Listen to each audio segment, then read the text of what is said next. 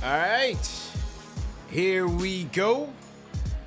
NBA free agency has kicked off, and immediately we had a blockbuster that shocked the NBA, man. No, not Kevin Durant. Jalen Brunson has signed with the New York Knicks. This is a Knicks show after all. And Isaiah Hartenstein has signed with the Knicks. So we're going to talk about all that. Yeah, we'll talk about KD, and we'll talk about all of the signings as they come in. Number one show for the fans by the fans is here. Lock in. Hit that thumbs up button for your boys. And salute to everybody in the chat, man. CP the franchise. We got Alex Rotaros in the building. JD Sports Talk on the ones and twos. Back in the building. So, yeah, man, we're going to have a good show. So let's get into it right now. All right, fellas. Was doing SNY, talking Brunson on SNY. Threw on the half suit. Had to get changed, so I was a little bit late. But we are here. To no one's surprise, Jalen Brunson is officially a member of the New York Knicks. Yesterday, there was a rumor that the Miami Heat were going to try to get it in the last-ditch meeting. Didn't happen. Now the Dallas Mavericks saying that they didn't even have a chance to make an offer. So let's talk about that in a little bit. But, you know, on the signing itself, we've talked about it quite a bit here on this show. You know, my take is, again, is it a game changer for the Knicks? No. Did we address the need, a critical position to need? Yes, I thought we did. And I think he's a guy who, you know, showed some scoring prowess this year, also in the playoffs. A good caretaker of the basketball, assist-to-turnover ratio of a little over 3. You know, can attack the rim, can finish, can score at the rim, is excellent in the pick and roll, something that we will specialize here. So I think there's a lot of positives to this Brunson acquisition. Is the contract a lot? Look, yes, there is a premium that you're going to have to put on every free agent. Point guards, no different. Is it tradable in a few years? Yes, I believe so. It is still the 13th highest paid at the point guard slot. As the salary cap increases, as market values increase, it'll be a cheaper and cheaper deal. Let's see what the final parameters of the deal are. Are there bonus incentives in there? Is there a fourth-year team option in there? Let's see how that plays out before we fully evaluate the deal. But overall, you know, this was their target from the beginning, from last year, really. This was their target. They got their guy. I think he'll help a little bit. Let's see how it all plays out. Al, give me your thoughts on this thing. Well, Jalen Brunson, I know some of the fan base is not. Al, hang on. Check your mic real quick. Oh, you? Yeah, you might be on your You might be on your webcam mic. Try it again. Hold on. See what's going on here.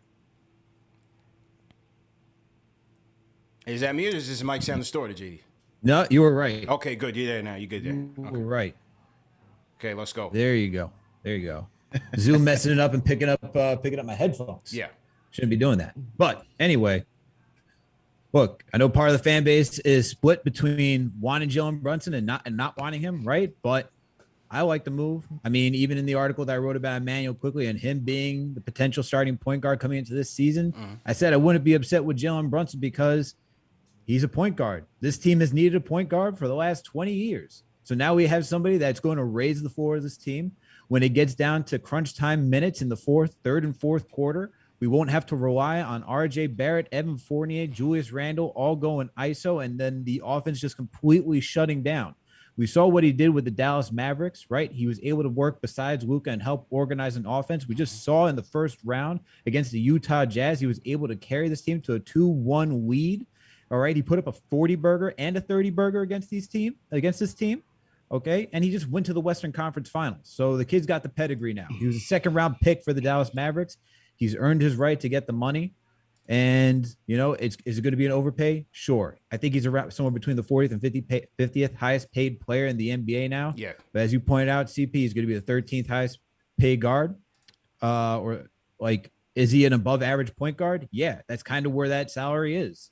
And everyone's been comparing to the Terry Rozier contract. I think he's better than Terry Rozier. What have the Hornets done? Yeah. He just went Terry Rozier, the Hornets, they've just been a playing team. They haven't been a playoff team. Brunson legit just went to the Western Conference Finals, like I said.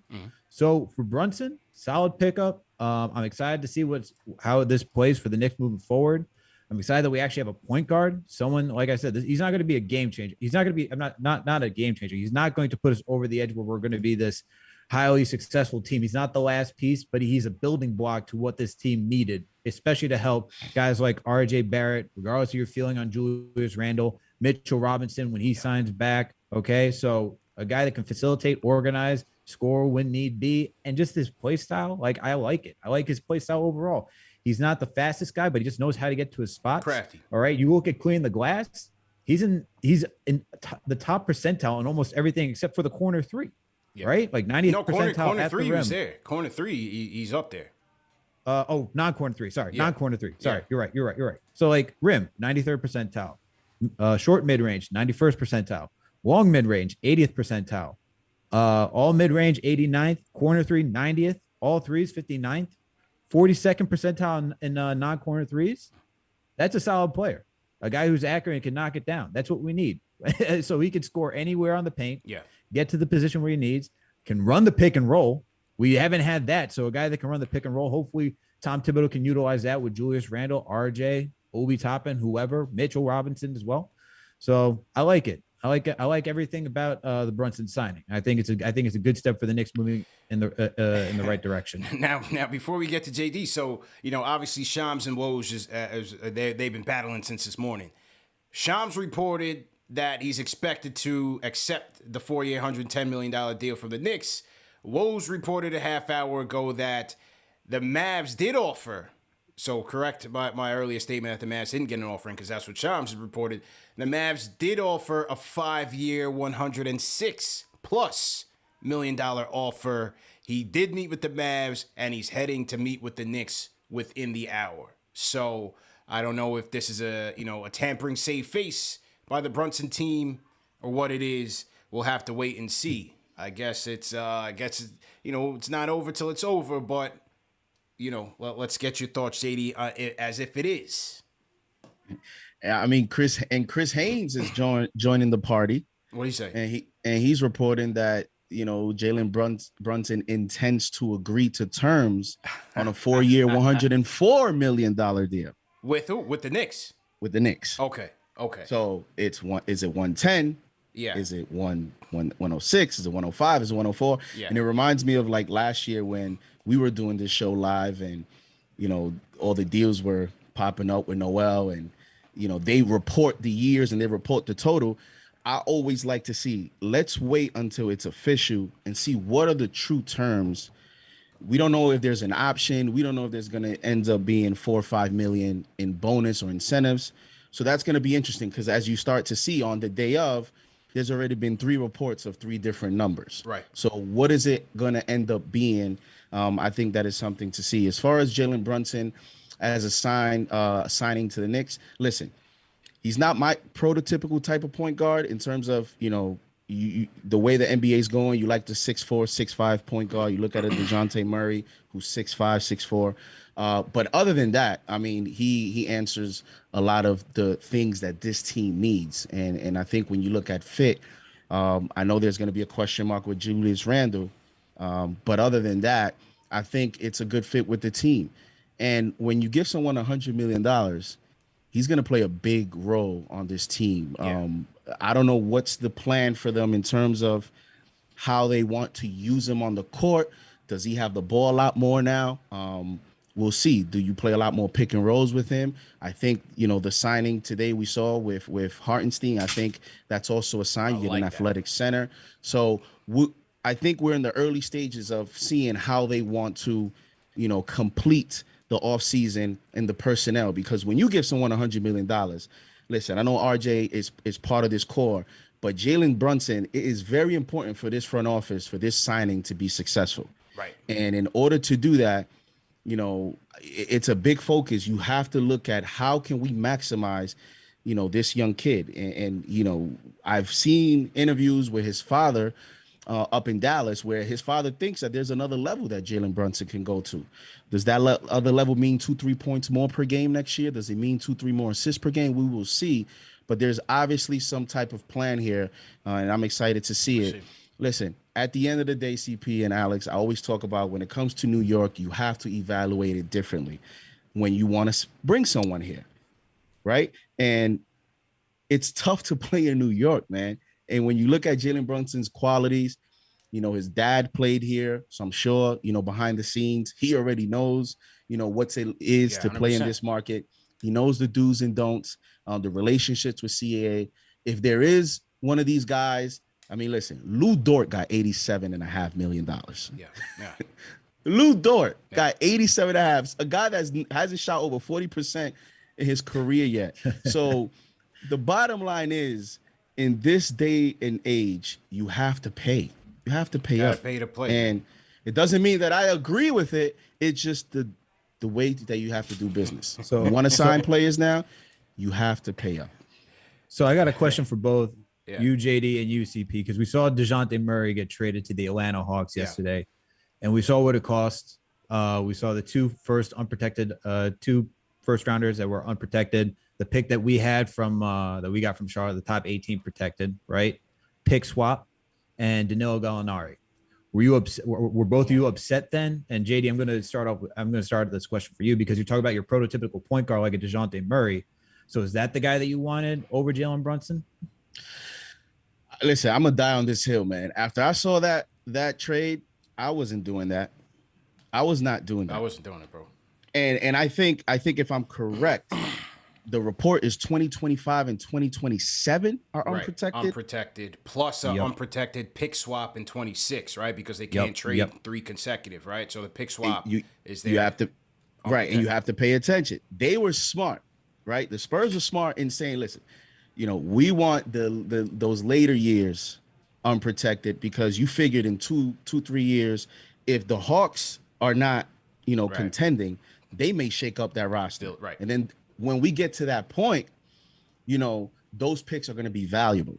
So you got to also look at the protections and what year are the protections to the window that team has of where you're trading the player. Yep. A few years ago, all I heard about was the Hawks had the most talent in the world, all these wings and this and that and all that stuff. And you see why is it so difficult in the NBA to build a contending team, because unless you have one of those top 3 to 4 to 5 players, everybody else is just trying to figure it out. You're just treading water. DeJounte Murray, I will say, again, New York, how would DeJounte Murray react when he goes on a 6-game shooting slump in this market? Yeah. In terms of, shooting the basketball. Other than that, great player, of course. He's ascending, but to give that many picks, man, I'm not doing that unless it's a top player. We've gone this far, right? Talking about how, we're waiting and we're waiting and we're waiting. And you mean to tell me we wait 3-4 years and when we first give up unprotected picks, it's going to be for a DeJounte Murray? I'd rather do it for an upper echelon, kind of the next level type player. Let's say if the Knicks would have done that, and look at Kevin Durant today. How you think the Hawks feel today? They just made that trade yesterday. And when you look at that Hawks roster, they could have made a very competitive offer for Kevin Durant. Now they can't. So you start to see a team like the Hawks, when you give up assets of that nature, unprotected picks in 2-3 years for a certain player, you have to make sure is a player that's really going to take you to that next level. I don't know if DeJounte Murray was going to do that for the offer that we give. I would have taken, he would have been my top priority. Yeah. But when you look at the trade, I don't know, man. I would say, motivation is completely different, right? The Hawks are a team that's motivated to try to win right now. I don't see the Knicks as being that team. And so the Hawks made a by any means necessary type deal. You know what I'm saying? Because, as I said, they're in that position where they want to compete now. They have depth. They have, obviously, the draft assets to do so. They did throw the 2023 pick that they got for us in the Cam deal in there. So thanks, Cam, for your services. And you just got us DeJounte Murray, right? And we'll see if they pair off a John Collins. I'd say that him with that team, I like that team. I think I think it's a nice addition with what they have, but we'll see if they trade Collins and try to get some more upgrades. They do have some wing depth there with, Jalen Johnson. They got Herter. They got Bogdanovich. So they have some guys that they can move.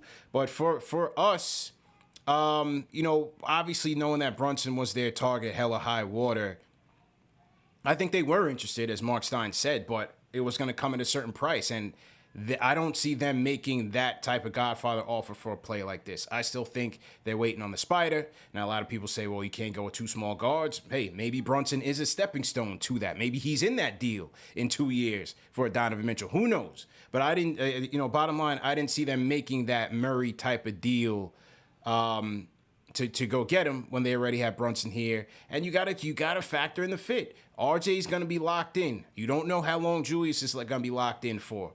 Those 3 guys, I forgot what the stat was, but those 3 guys were like at the bottom of the league in terms of true shooting percentage. So you got to factor that in terms of how you're balancing in this lineup. And so I think all of those were under consideration. And for sure, why would I give up that many picks if you already were going to sign Brunson? Now, if you want to discuss, you had the opportunity to get one of them. Okay, we can have that conversation. Who you would rather have? But it's obvious they already had Jalen Brunson signed up. So now you're going to give up all that draft capital for a guy that you're going to bring in and you don't even know if he's going to be your point guard. Right. So you're going to give $100 million to Jalen Brunson to now stand in the corner. It's not like he shoots a lot of threes. Right. Or vice versa. You're going to give Jalen Brunson the ball and you're going to ask DeJounte Murray, who can't shoot threes, to sit in the corner. Right. But that's the guy that we're going to give up 2 unprotected picks. And somehow that mix with the rest of the roster and RJ is going to fit. I just thought from the beginning, it was just weird in, thinking about the potential fit and being to what it was going to take to get those players. Yeah. So, we'll see. We'll see how the rest of the offseason goes out. I agree with both of you guys, and I think the one thing I want to highlight is that it's so shrewd for what the San Antonio Spurs did, because if you look at the picks that they got, right, the 25th and the 27th, the unprotected picks, and the 26th pick swap, DeJounte Murray only has a contract until 2024 as of right now. So if he can also decide to leave as unrestricted free agent at the end of 2024, so if the Hawks are back and it's not working, like. You traded 2 fully unprotected first-round picks for a guy that may or may not be with you, depending on how everything works out with the Hawks. And for a team like the Knicks, who we're still a rebuilding team, where those first-round picks, unprotected, we're not out of the hole yet. We may still be very, very much so be in the lottery. So. Unprotected picks for the New York Knicks, I 100% agree. It's not worth it whatsoever for that type of deal. 100%.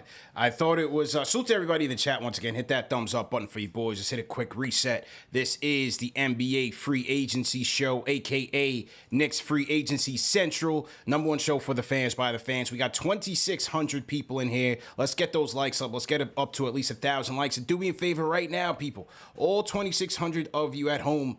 Hit that share button. Let's get 5,000 people in here in record timing. Hit that share button. Share this on Twitter, Facebook. Share it on Reddit. Share it on the Knicks Reddit page. Text your grandma. Text your friend. Email your mom. Let them know. #1 show for the fans by the fans are in here. We are talking hoops and going in right now. I want to shout out Lee. $20 super chat says, add that second round pick as a slap on the wrist for tampering, and I still like the Brunson proposed deal. Yeah, I think there's no way around it. I think Cuban's gonna raise hell.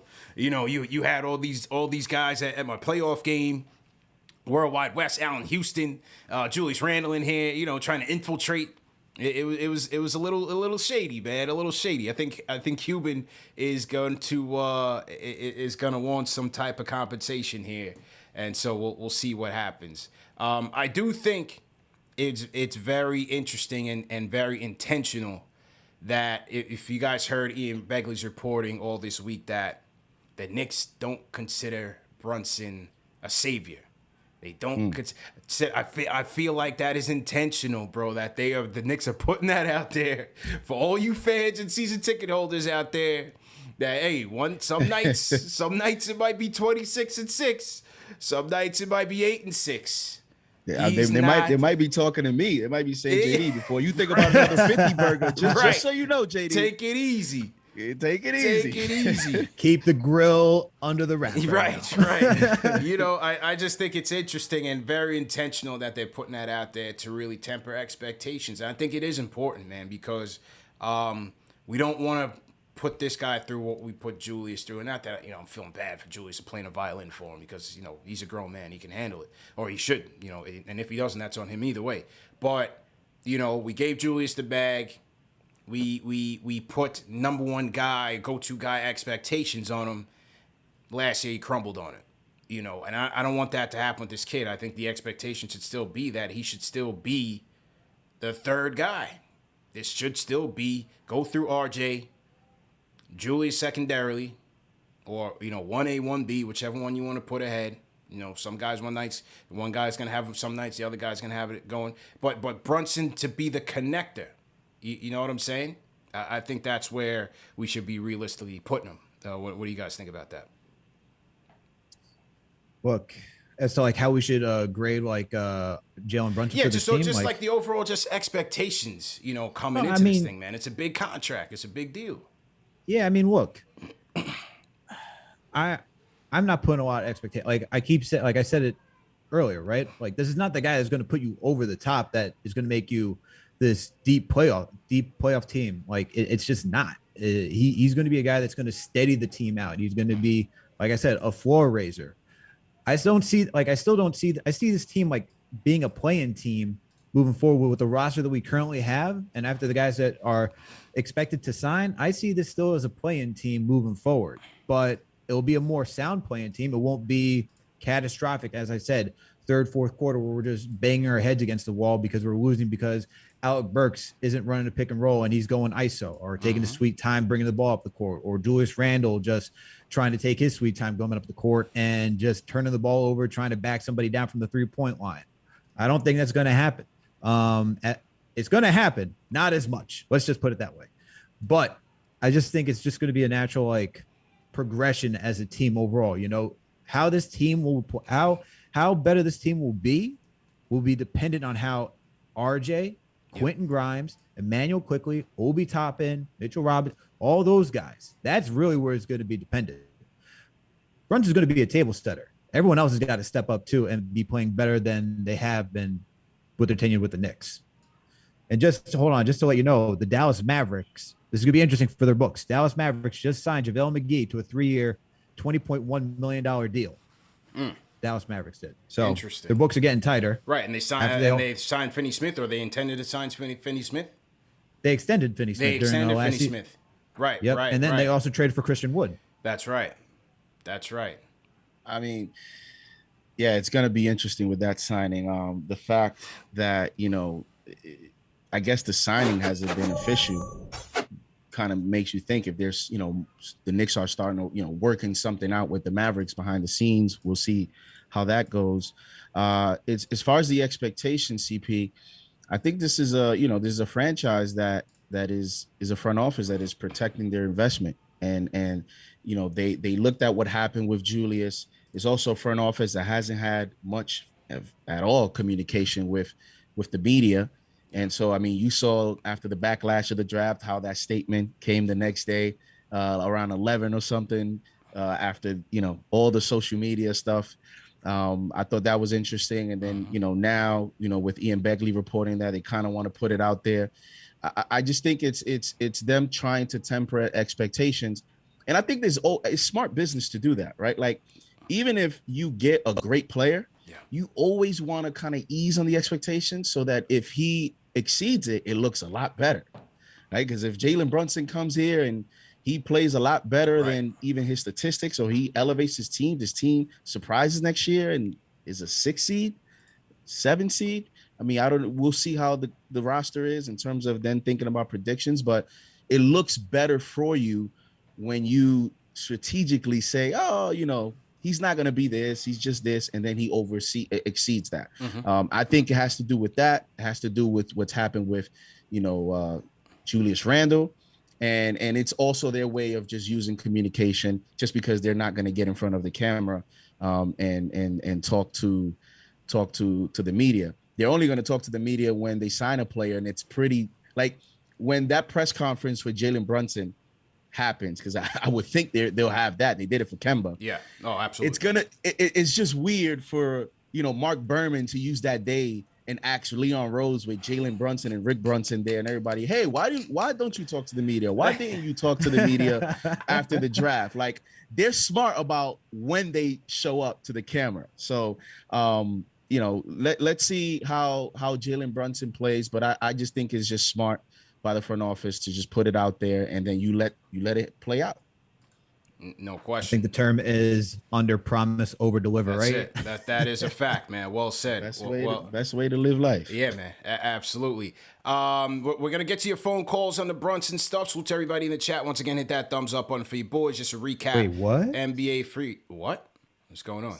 Someone in the chat said, don't drop Melo, that. Check Twitter. We're not no validating. No chat reports. We're not chat validating reports. anybody in the chat, man. Only Woj, Begley, and Shams, and the plug. Cool. That's it. That's all we rocking with. Woj, Begley, Shams, and the plug. Anybody in the chat dropping fake news, we getting them up out of here, TM. Anybody dropping fake rumors in the chat, automatic ejection, you're out of here. All right? We're not trying to muddy the waters, man. We're trying to keep it a clean show. All right, had to stop you right there because I figured you was going there. I've been monitoring the chat, monitoring what's going on. We're not gonna give anybody any. We're not gonna validate them. We're not gonna validate them. We got Jay's Boat Night. Yeah, right. We're not doing that again, man. We ain't doing that again. All right, so Brunson in tow. No surprise there, but a guy who I spoke about just last night. For those of you that were tapped in. Isaiah Hartenstein, ladies and gentlemen. Yeah, the Knicks have signed Isaiah Hartenstein to let's look at the terms of the deal, 2-year, $16.7 million deal. And like I said, I mentioned this guy last night as an intriguing acquisition, understanding that we traded Noel away and that we were going to bring in Sims. I wanted to see a guy who's going to kind of be like the counter of Mitch and Sims, who bring a little bit of spice to his game that can offset what those guys bring. And I was looking for a stretch five, even though Hartenstein isn't necessarily a stretch five, still someone who shot the ball well out of the mid-range last year, can space the floor a little bit, going to give you some rim protection, get on the boards, give you some toughness, and has some passing IQ as well, man. I like this pickup. I think it's a sneaky good pickup, gambling on his upside. 2-year deal, $16 million. I like this deal, man. I like this deal. JD, your thoughts on Hartenstein coming to the Big Apple? Man, I thought you were going to post a snippet because I was watching the show last night. Man, and took me a little while to find highlights. I'm trying to get the highlights. I don't know, CP. I think you trying to protect a source, man, because that was too close. That was too close. I dropped that one right at the end of the show, Al. Right before I went off, I was like, Hartenstein went over everybody's head. Because yeah. I'm like, wait, I'm not even trying to be funny. I'm dead serious. When the report popped up, the first thing I thought was, I think CP do something. Yeah. I'm telling you, man. I'm telling you, it's a good pickup. Look, it's a very good pickup. We have that picture of CP with Leon Rose and Worldwide West. We already know who the plug is. It was just funny. He's scrolling down the centers, and then when he gets it, he's like, yo, I really like this guy. I think we got to get him. Like, I don't know, man. But I think it's listen, I agree with you. It's funny. I remember watching him against the Lakers one day when he was with the Clippers, and he destroyed the Lakers on just pick and rolls. Yeah. 7-footer. He's athletic. He's giving you everything, I guess, that you want from Sims. He's actually a better shot blocker than Jericho Sims. He's taller than Jericho Sims. Last season, he averaged a full block a game. Before that, he averaged another full block a game. Mm-hmm. So this is a guy, in 17 minutes that he's averaging a block. He's a shot blocker. He's athletic. Again, you mentioned he didn't shoot the three a lot, but I was watching some of his mechanics. He didn't shoot the three a lot, one, because he didn't play a lot of minutes. And that just, the system that the Clippers played for him there, he wasn't really out there like that on three, but he has confidence shooting the three. In other words, if the Knicks want to expand that for him and they want him to take, a few threes in his minutes, he'll do that. And I'll be interested to see what his percentage would look like in that system. And then when you look at, with Jalen Brunson, a guy that attacks the rim, I think having a guy around the basket that has a soft touch is perfect for this team. I think now it's going to be interesting what happens with Mitch. Does it do anything with Mitch? Yeah. And if it doesn't, what you've done is you have insurance. I know that us as fans, we want the perfect rotation. We want the starter and the bench player, and we want that for 82 games. Unfortunately, that's just not how it happens. Especially when you sign Mitch. I don't want to say that we expect him to take, games because of injury, but history suggests 82 games might be a stretch for him to play.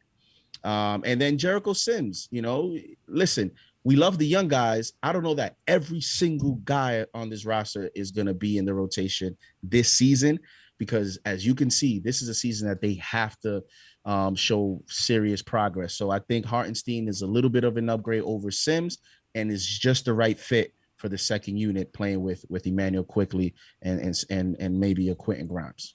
I like it, man. It's like a younger version of Taj.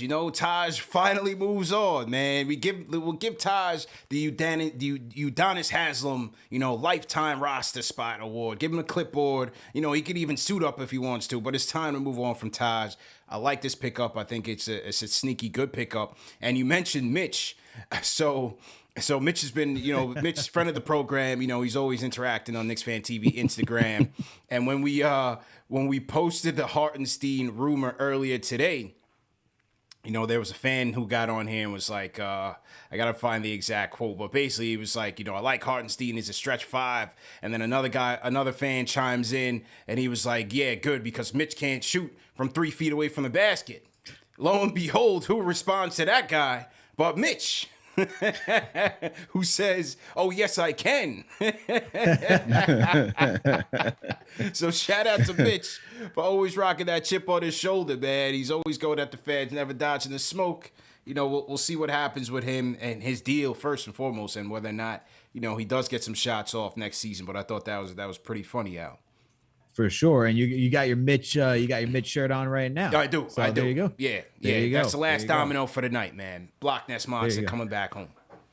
For sure. And Mitch is always working those IG streets, man, looking for whoever's commenting about him. But getting back to Hartenstein, I think it's a solid pickup, man. Looking at Jalen Brunson's numbers, over 30% of the plays that Jalen Brunson ran last season was the pick and roll as a ball handler. And he was in the 90th percentile as a pick and roll ball handler. You said 30%? 30% of the plays that he ran out of isolation and so forth. I think it was 34% pick and roll ball handler.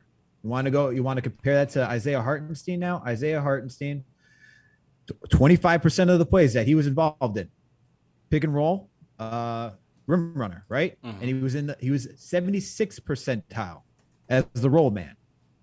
So if you get those two guys on the court, or Emmanuel Quickly or Derrick Rose or whoever, you got a solid guy who can roll to the basket.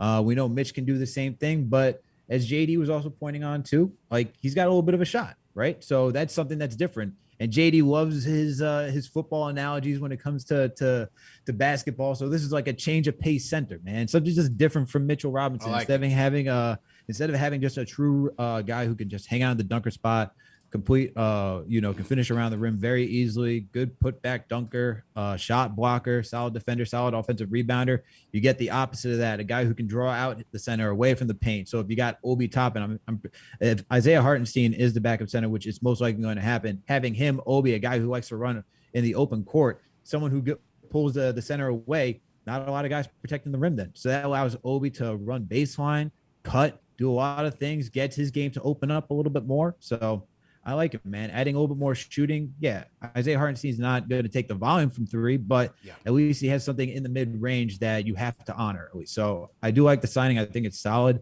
And you're just giving Sims a little bit more time to develop. I think the one question I do have, though, is does it make sense then? Because Ian Begley reported that Jericho Sims will most likely be on an NBA contract instead of the two-way.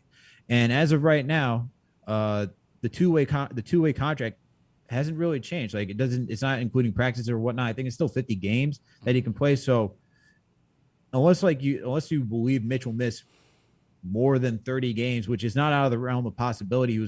He played most of the games last season. Does it even make sense to bring Jericho Sims on an NBA contract and maybe leave him for another season on the two-way with Hartenstein, and you can still get 50 games out of Sims?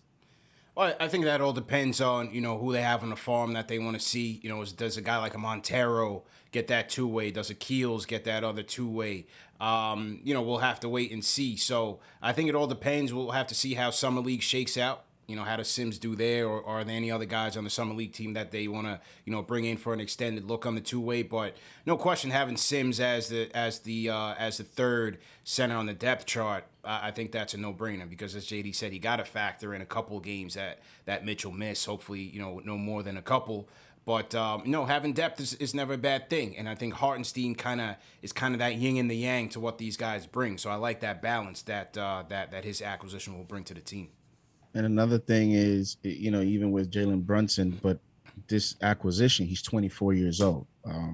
And so, and he just turned 24 in May. So not an old, he's a young 24 years old. So when you look at, continuing to add personnel to this roster, you adding guys in that 20 something range, I can accept that.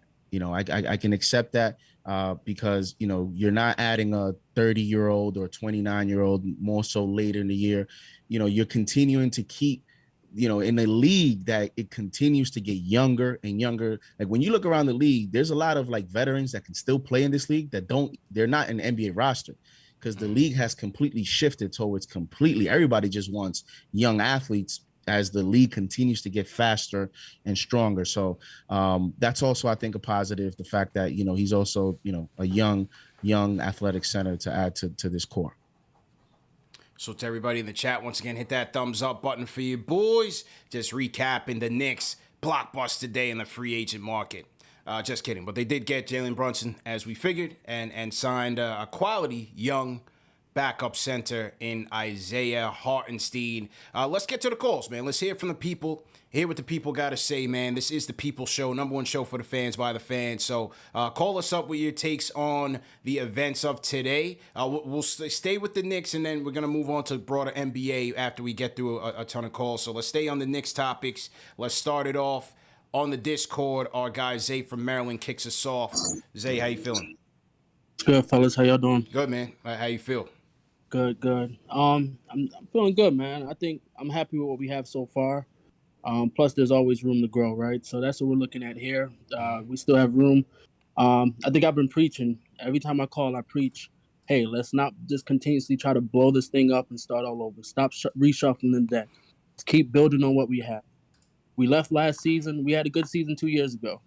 We had some problems. We needed shooting. They added shooting. Then last season, we had some problems with the point guard position. They just added the point guard position.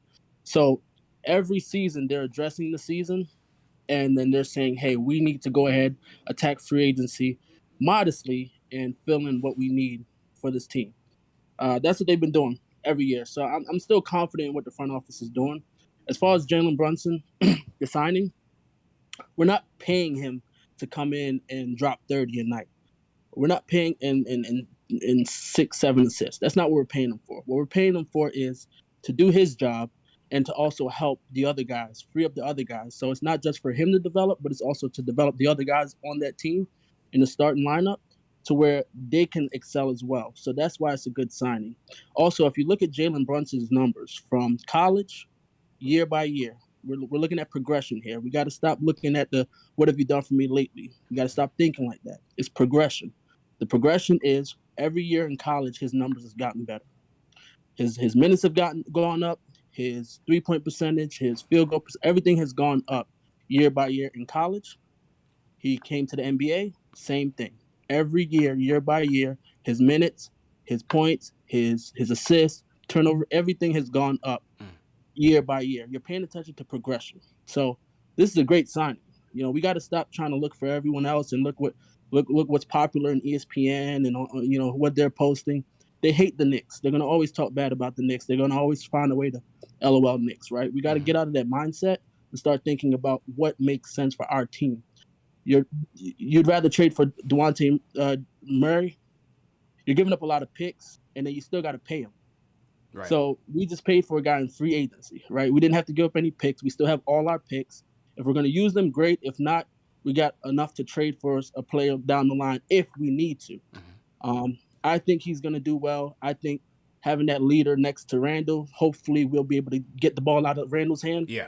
And it may excel Randle too next year. It may make it to where Randle plays better, right? We don't know, and we can't just say, all right, well, let's get rid of Randle now. No, let's see how it works. Wait till the trade deadline.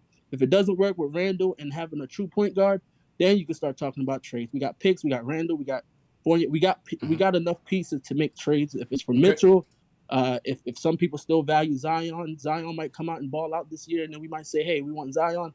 We have enough picks to do what we need to do. As far as the Hartenstein pick, that's also just a fill-in. We need a backup center. We're old at center. We too busy shuffling around old centers. Get rid of Taj. Get rid of Noel. Taj might come back and just be a coach pretty much in the Haslam role. But we got Hartenstein. He's a younger center, and we still got Sims. So I like it. They're making smart choices all across the board, and we got to give it up to that. The only thing I hate about Leon is the communication. We all know what the problem is with that. But other than that, everything else has been good. Thanks, guys. I appreciate it. I just wanted to throw that out there. Zay from Maryland on the check-in. Good call, man. Solid call. And a couple things I want to touch on. I mentioned the progression, and that's certainly something that you want to highlight as far as how this kid is doing.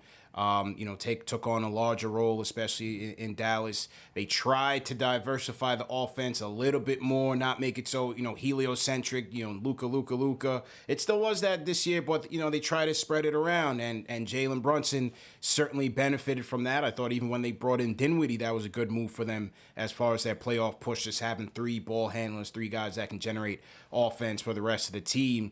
I think it's, 16-4, career high. Obviously, we saw what he can do in the playoffs. We saw how he could lead this team in the playoffs without Luka Doncic. And yes, Utah had their struggles, but, it's still commendable because I think this Dallas team was lacking in talent all the way across the board. And so for him to get out there and put up those performances against Utah, who was, fairly solid on the defensive end, not perimeter defense-wise, but with Gobert, I think he certainly changed everything for them. I thought that was solid for Brunson. The one thing I do question, as I've said, last night and on SNY is our lineup optimal? Will we optimize his strengths with the lineup that we have? Is bringing Mitch back in here, because Dallas they opened things up. They played it 5 out. Yes, they ran a lot of screens, and the Knicks will look to do the same, but it was spread. You had Kleber running at the 5. You had Powell running at the 5. Those guys are spreading it out so that Luka and Brunson can run. So how will that impact things? I think that's worth watching. And then the second topic that Zay brought up, which I think is interesting, is how's this going to impact Julius, and will it impact him for the better? Because you have a guy who he wants the rock too. So does RJ. Tread lightly. Can Julius play off ball? Can he play off of somebody else to make himself better, to get his shots within rhythm? And because can he stay connected that way if 2 other guys are dominating the ball and he sometimes is a secondary or tertiary option? I got to see how that impacts Julius, man. It's the off season, you know what I mean? We don't want to get too crazy. Yeah. We got to tread lightly here because they may be watching. Yeah. And I don't want them to tweet at you again, CP. But spouses may be watching. I think if this is it, right? If it's Hartenstein and Brunson and this is it, then that's definitely going to be, I think, the headline of the off season. I think in addition to, RJ taking that next step, I know that the young guys will be the storyline in terms of the fans because, they are creating the paths so that they can now, be in the spotlight this coming season and get the minutes that we all been waiting for. But after that, like when you talk about us being a 6 seed, like, can we get that high? Can we get to 7? Can we just avoid the play-in? I think Julius Randle is the key. Yes. Not not his stats, not even his stats, is what you mentioned. How does he fit? The chemistry. What happens when, there's 6 possessions and he didn't touch the basketball because we went with a 2-man game with Brunson and RJ? How's he responding to that? Is he giving me any action off the ball to impact and kind of, impact the game? I don't know. And then, like I said, your investment is Jalen Brunson. You gave him $100 million. You got to maximize that, and you got to try. Like, you can't. I understand that his ceiling could be the same numbers. In other words, he might come here and give us the same numbers he did with Dallas, but you can't really think that way. When you're acquiring a 25, 26-year-old, you have to think, how can I elevate this player? How can I get him better than that? How can I surprise? And having Julius Randle in the middle of the floor already with Mitch, you're clogging the paint a little bit, and then you have a player that needs the basketball. That's right. That's going to be interesting. Me personally, there's no way that I think you bring Julius Randle back. Yeah. In my estimation, if you want to maximize the personnel with Jalen Brunson, I think you try to move Julius Randle and you just spread everybody out from Obi Toppin, everybody else that you bring in to this team. You look at spreading the floor and you try to create as much spacing as you can for Jalen Brunson to operate. Yeah, I think it's only a matter of time before he gets dealt, but I think time will tell as well. Al, what do you think? No, I agree with what JD says. No, I don't think it'll be this offseason. I don't think it'll be this offseason. That's my thing. Why play with it, man? Just make the move. That's the thing that I don't get. It's like the result. Like, why even mess with it? Like, just do it. That's it. I mean, I don't disagree with JD. I just think at this point, when we looked at Randle being here for the first 3 seasons, he hasn't really had a point guard. I mean, 2 seasons he had Alfred Payton. Last season he had Kemba Walker for part of it, and then Alec Burks. They haven't really tested Emmanuel quickly out with Julius Randle. Now you actually bring in a point guard. I think for them, they're going to say, let's at least give him a shot to play with an actual point guard before we decide if we're going to ship him out of here. And if he can't play with an actual point guard, that answers everything, and it comes back down to what Brunson's skill set is, which is operating out of the pick and roll. We know Julius, when he worked in the pick and roll down in New Orleans, he had a lot of success. Granted, it was under 7% that he ran like the pick and roll. He had, because he was playing with Anthony Davis, so he didn't have that much time on the court, right? But he was in the 92nd percentile out of the pick and roll as the roll man. So if you're going to get him to succeed, at least do that. But I go back to agreeing with JD again, saying, we see how the NBA is. We just saw what the championship winning Golden State Warriors were. We saw their opponents in the Boston Celtics. A lot of these teams like to spread it out and have one guy on the paint, so that way everyone can just drive, kick, do whatever, have open shots, and create the defense to really chase guys on the perimeter. So unless Randle can start shooting somewhat close to what he did in the 2020-21 season, do I think that's going to work? Because if he's just a mid-range guy and going to work in the paint, like having the ability to finish as a role man, that will help him open his game up, in my opinion. But he also has to go back to being able to shoot the ball well and playing his game. This past season, he didn't really play his game. We saw at the beginning of the season, he was trying to do that in between dribble move with the right hand. He's a lefty. Why is he dribbling to the right hand so that you got to swing the ball all the way back to your left hand to take a jump shot? Like, that makes no sense. He has to actually go back to playing what he did in 2020, 2021, being decisive, taking the mid-range jumpers, the baseline, the right side baseline mid-range jumper that he took religiously. He didn't do that really this past season. And I don't know if it's because guys figured out his game or he just wanted to try something new and show that he can add more to his game, but he has to go back to what worked for him if he's going to be successful. But we'll see. I think the front office overall is going to just give him a chance and see what happens. And if it doesn't work, then they start to figure out how to move him. They're in a tough spot, CP. They're in a tough spot with Randle. Big time. Because you have a lot of layers here. You got the relationship with the CAA, right? Like, how are they treating him behind closed doors, in terms of after everything that has transpired this season, the way the season ended, the whole relationship with the fans. And then now you're bringing in another player that you have relationships with.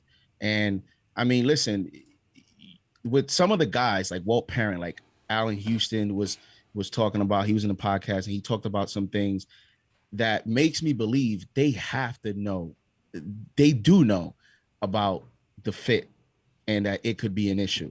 So to me, does your relationship, in the business, does that overlap what you see and what you know on the court? Does that overlap it? And you get a little stubborn and you say, you know what, we're still going to give it a shot. Like, let's see what happens. Maybe he bounces back. And then if it doesn't work and this fails this season, James Dolan may clean house. And so I think the front office feels that pressure. I think that's why they've had this game plan where they're going to try to remain competitive. I think they're shooting for the playoffs. And who knows, maybe James Dolan, demanded that, we have to make the playoffs this season, or we're going to have a conversation at the end of next season. So there's a lot of pressure. And a lot of people have talked about, tanking. I think it's kind of like with the Spurs. The Spurs know that if they keep DeJounte Murray, they're a fringe playing team like they were this season. So you either go with the plan or you don't. And the problem here is, I believe this Knicks roster, because I was mentioning that's why I wanted them to play. I actually felt the young guys could impact the winning department. I think this team now is just too good to tank. In other words, like if you just went all young players, I still think they win enough games to where you're not, in the top 3. Yeah. So once you're there, what do? Are you going to start? Are you going to trade RJ now? Are you going to trade? Like, are you going to trade quickly? It's tough. And get a bunch of G League players? I think they've cornered themselves into now. You're at this point. You got to just try to remain competitive and have the hope of Donovan Mitchell. Who knows in the future what happens? One of those guys asks for a trade, and then maybe you can play there and acquire a big time superstar. I definitely agree there. Let me hit the reset real quick. So to everybody in the chat, once again, hit that thumbs up button for you boys. NBA free agency show presented by Manscaped. Go to manscaped.com, fellas. Enter promo code KFTV for 20% off plus free shipping, man. Summertime is here. It's getting hot out there. Swamp ass is real, man. It's definitely a real thing, fellas. Let's just have a heart-to-heart and have a real conversation here. All right? So you definitely want to take care of the family jewels, man. Take care of that and go to manscaped.com. Get the Lawnmower 4.0, man. Turn the AC on. We are officially in Jordan season. We've transitioned from the Van Gundy. We're going to Jordan if you catch my drift. I don't got to be specific with it. So make sure that you get the right tools for that, man. Lawnmower 4.0. It will never, ever steer you wrong. It's got skin-safe technology. It's got the LED light. Great battery life, even though mine's out of batteries. I got to charge it, but you know the drill, man. Go to manscaped.com, promo code KFTV for 20% off plus free shipping. No testimonials, all right? No testimonials, all right? Just go out and support our sponsors. CP, real quick, Mark Stein, just a few bullet points. Says sources briefed on Dallas scheduled New York City meeting today say the meeting was canceled by Brunson's representatives. Dallas told money not be a deciding factor because of Brunson's determination to sign with the Knicks. The other bullet point is Mavs did not formally present an offer today. So to me, that's Dallas starting to leak things.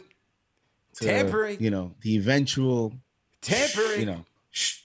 And listen, you saw what happened with the Knicks and Marcus Morris. Yeah. Who knows if Pop even wanted to have any conversations with the Knicks. Right. The Dallas Mavericks and the Knicks have been known for making a lot of deals. This might be the last. This might be the last one between the Mavs. If Knicks. You know Mark Cuban, he's a passionate owner. Yeah. You saw what happened with DeAndre Jordan, with that whole Clipper thing. And he's very passionate about his players. So I think this might be it with the Mavericks and the Knicks doing any future deals. So the Knicks should take advantage now. Make sure you ship Fournier over there because that might be it. Well, I was watching the show last night, CP, and you had the Mavs podcaster on. I'm sorry, I can't remember his name right now. Michael Bibbins, Mavs Outsider podcast. Thank you, Michael Bibbins. Michael Bibbins even said that it didn't make sense how you see Finney Smith get an extension, Brunson plays the entire 4 years. He went back, said he would take the extension. Mavs then took that off the table. So then how the Mavs angry? You had this entire time They to had the extend opportunity. him. They had many opportunities to extend him. Yeah. And now you're going to be salty that it comes down to you losing him in free agency because you didn't know how to manage your books, because you didn't know how to manage your own players, because you didn't know how to evaluate talent. Like that. How are you going to be angry at the Knicks? Be angry at yourself for making mistakes. Good point. Be angry at yourself. Good point. And shout out They could have signed. They could have signed them mid-season, I think. Could have signed them. And shout out G Music in the chat says, man, we helped them make the playoffs with half our players. That's a fact. And you got to thank us for Frank as well, man. Thank us for Frank. Shout out to the Frank Hive. Let me salute the super chat. Shout out Ike Taylor, $50 super chat says, honestly, I'm not all in with the Brunson move. I felt like that 11th pick could have been utilized better. Maybe send it with Burks Hive and Noel to Houston for Christian Wood. I would be totally off here, but I'm not really feeling the moves right now. Well, look, man, I think it's warranted. This is a very risky play. Very risky play. You know, I don't think you're wrong for not being happy with it. We did sacrifice a draft pick to make this happen. We did acquire some more picks, which, you know, they're going to potentially use down the road for a bigger deal. And, you know, you're giving the guy a boatload of money to come to New York. It's very risky, especially after how they whiffed last free agency and how they had a terrible season. You know, 2 in a row, as JD said. Now you're walking the plank. Tibbs is good. Tibbs will be gone. And then, you know, I think they'll get their second coach, who will be Johnny Bryant, most likely. Didn't get the Utah job. Will Hardy went there. And then now you're on the clock. Now you're calling the spider, like, hit the button. Press the button. You know how it works, CP. You know, with the fans and all of us, in a few years, we're going to look at every single player from 11 down. Yeah. And whoever turns out to be a great player or all-star, AJ Griffin turns out to be Kawhi, or I don't know, Jalen Duren turns out to be, like Malachi Branham is Chris Middleton or something. You see, look, the Knicks could have had him. Yeah. The worst one would be Johnny Davis. If the Knicks could have traded up like just one spot above to go get Johnny Davis, in my opinion, that will hurt. That will hurt. That too. I think it was Ivy, or they were just like, yo, we're out of here. I don't know if Johnny Davis was that high for them that they were like, well, Johnny Davis was picked at 10. So in the span of like a second, they just traded out. I think they had the contingency plan. Listen, if we can't get Ivy, I mean, they were reporting after Ivy was picked, the Knicks were still trying to get him. And it was contingent on certain players and all that stuff. So I think it looked like, you know, when you look at, there was conflicting reports whether Johnny Davis did or didn't work out with the Knicks. I think it was just Ivy and Ivy or bust. They just decided Ivy and then cap space for Brunson. Yeah. Understandable. Definitely understandable. Salute to everybody in the chat, man. Once again, hit that thumbs up button for you boys. If you guys are new in the chat, drop a hashtag new in the comment section and we'll shout you guys out. We got a lot of super chats coming in. We're going to get to all of them mostly by the end of the show because we want to get to some callers too. A lot of moving parts in this show. So definitely want to say to those who have donated to the show, definitely appreciate it. We will get to your comments throughout the show and mostly at the end of it. But, you know, continue to support us. We definitely appreciate that. And we're going to get to some calls. Danny Thomas, $20 super chat says, what's up, Knicks Nation? Knicks fan living in the Bay Area with love the signings. Do you think there's another trade or big signing? I would get Levine or trade Randle and picks for Siakam. Personally, I don't think there's going to be another big one. We'll see if they're able to free up cap by trading Fournier. Do they send Fournier to Dallas as part of a signing trade? And how much cap does that get them? It would be interesting to see how that plays out, and then they would have some more wiggle room to go out and make a move. But do I see a big move happening? No, I don't see it. I think they will be prudent in how they utilize this draft war chest that they have. Like I said, I think they're waiting for the big fish, but we'll see what happens. You never know. Definitely never know. Okay, let's get to some callers, man. People, let's go rapid fire, man. Real quick and real to the point. Dan from New Jersey, you've been waiting for a minute. Let me get to you. Let's go. Caloca. Dan, how you feeling, man? I'm feeling good, guys. I'm feeling good. I'm feeling decent about the Brunson signing.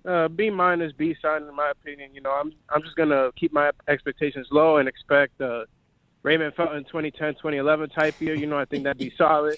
Yeah. I think he's capable of more, but you know what? That's where I'm gonna put my expectations at. I'd like to congratulate the Brooklyn Nets for officially being the biggest bag fumblers this year, aside from Miles Bridges. But you know what, man? That's just how time is flat circle, as people say, you know. Mm-hmm. And I just love to wish them luck in the Wembanyama sweepstakes, but I don't think they have any of their picks till 2052. So good luck with that. All right, man.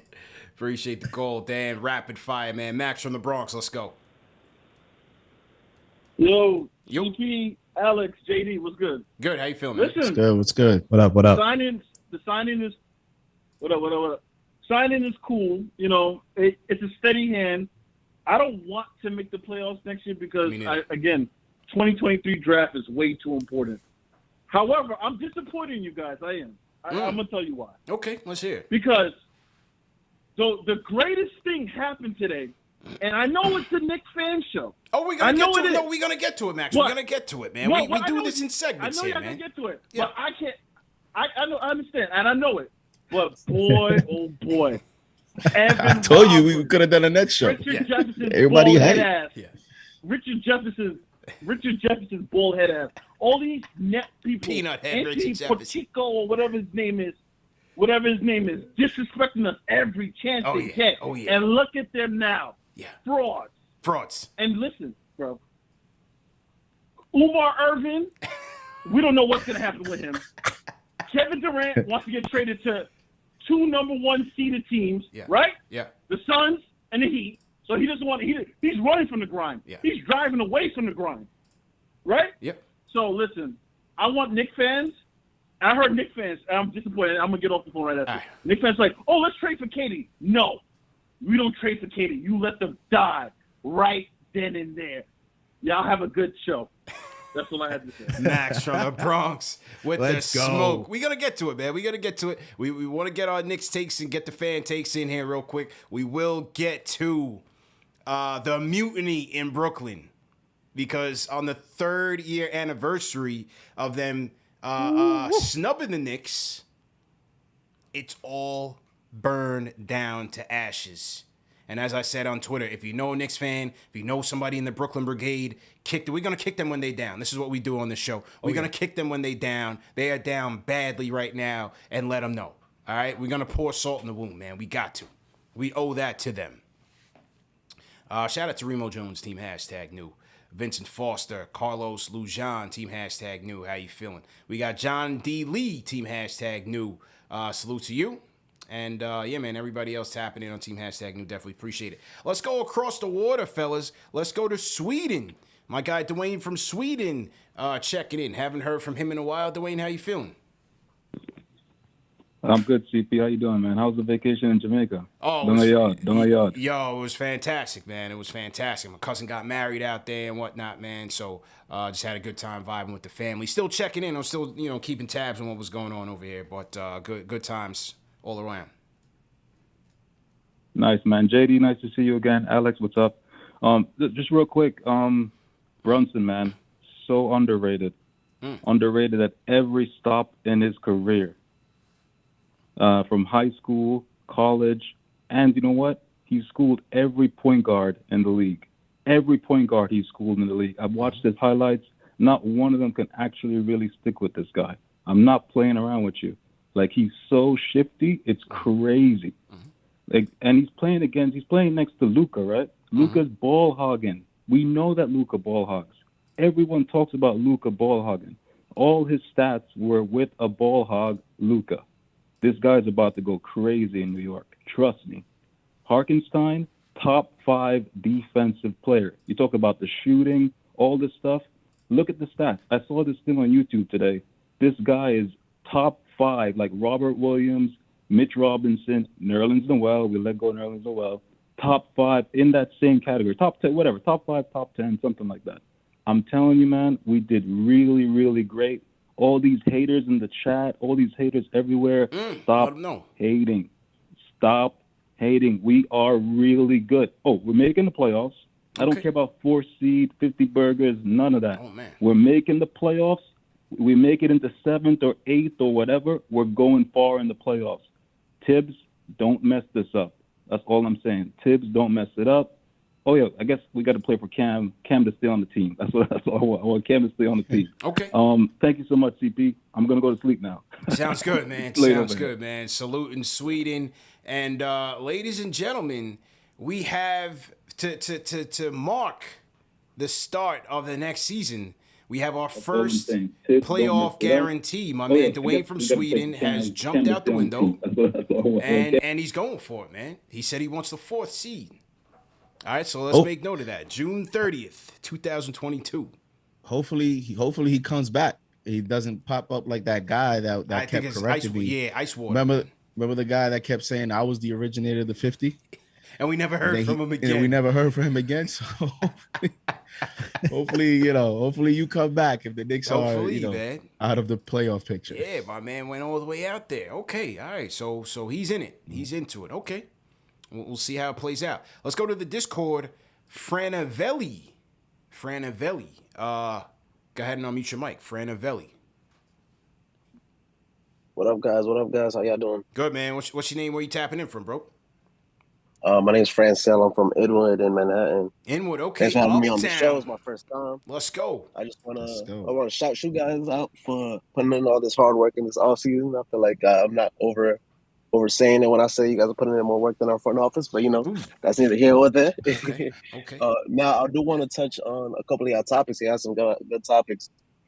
First one is Brunson signing. Like my man Mark from Sweden said, he's a super underrated. I feel like he's gonna come in and bring an immediate impact into our team. Definitely a playoff contention for sure. I feel like Julius Randle gassed out a lot during this season, and that contributed to having a bad start to the season.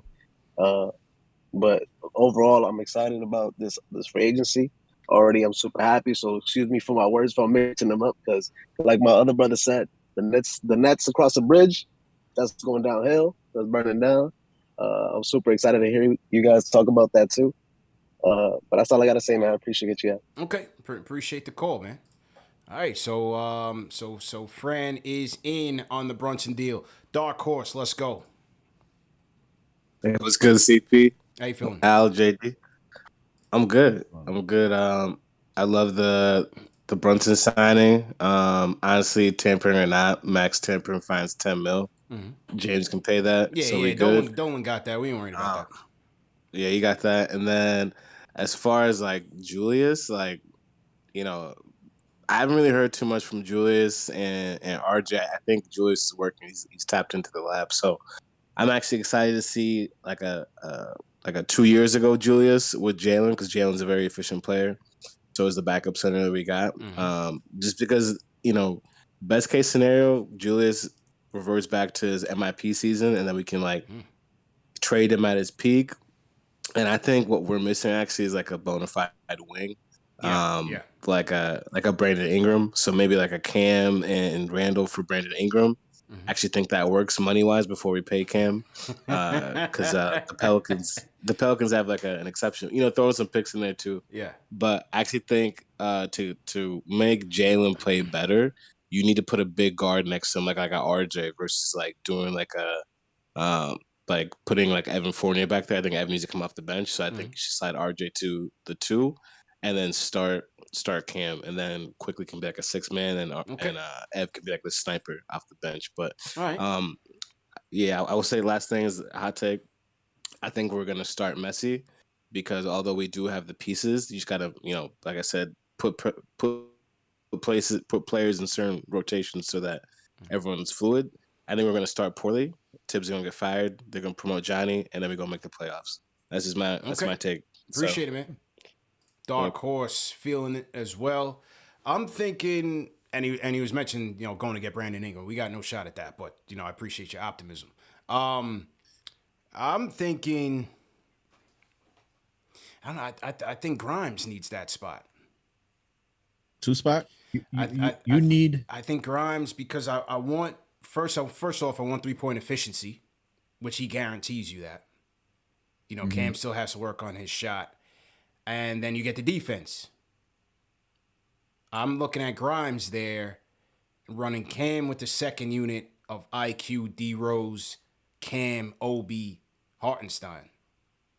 I agree with that. That's how I'm looking at it right now. I agree with that because you can't have, and I'm glad the caller brought it up. I'm glad Dark Horse brought it up. Fournier and Brunson as your starting backcourt defensively sounds miserable. It just sounds miserable, man. It just sounds like getting shredded.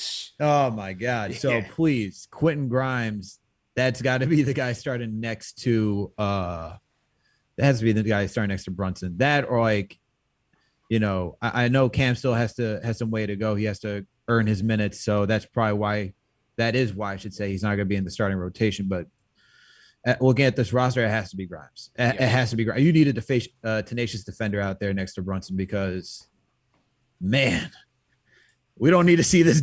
We saw enough. Did we not have enough of Kemba and Fournier? Are we going to do this again? The only difference is going to be one guy's making 8, the other one's making 100, but we're going to do the same thing with Fournier again? Come on, man. Yeah. There's no way. They got to go the Duncan Robinson route. Duncan Robinson's making $90 million. I didn't see Eric Spoelstra or the Miami Heat have any issue without taking him out of the rotation in the playoffs. Yeah. So he's younger than Fournier. He's faster than Fournier. He's a better shooter than Fournier. You know, he's more experienced. He had, you know, going to the finals. So it's a better player than Fournier, in my opinion.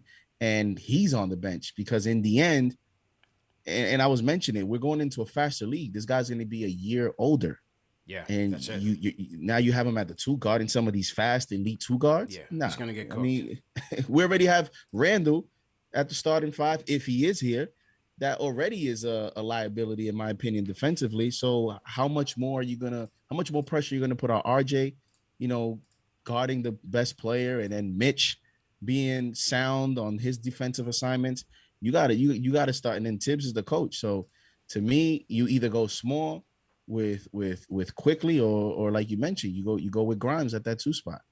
I'd go Grimes just to. I mean, you got a lot of guys that need the ball, right? Between Brunson, RJ, Julius. I go Grimes because, as we said many times last year, he can fit in anywhere. But he can be a low usage, high efficiency player on the defensive end. He can get you some takeaways, get your offense charged up. I just like Grimes just kind of being that low usage, low key guy right now to help balance that offense, and then you kind of platoon it with Cam and Fournier, and you know, you see how you finish. Maybe you finish some games with Cam, maybe you finish some game with Grimes, but I think those two in particular, Cam and Grimes, they need a longer evaluation this year. Hopefully health. You know, neither guy finished the season healthy, so you first and foremost knock on wood that they can stay healthy, and then hopefully they move forward. And that's if Cam doesn't get traded, because like I said, he's been on the trading block more than he's been on the court last year. And so I'm not so sure his future is stable with this organization. That's wild. I've seen him. Yeah, he's mentioned. He's been on more trade reports than minutes total that he's gotten last season with us. Bro, real talk. Like, it's like every 5 minutes, Cam Reddish to the Lakers, Cam Reddish to the Pistons, Cam Reddish is in discussions. And I'm like, I mean, and you talk about all different types of reporters, from the lowest of the lowest to the top reporters, like, you know, Ian Begley reporting that he's been in conversation. So, you know, what the saying is, when there's smoke, there's fire, you know, and then you got to think about the player. The player is seeing this, and you got to pay him. You just paid someone.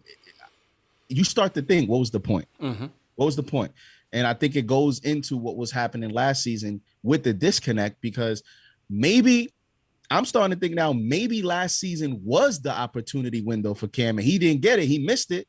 And then now the Knicks don't know what to do. He missed the bus, fam. You know, because everybody was saying, well, maybe let's wait till next year. Next year, he's going to get the minutes. The way that we're seeing these rumors, maybe that wasn't the plan.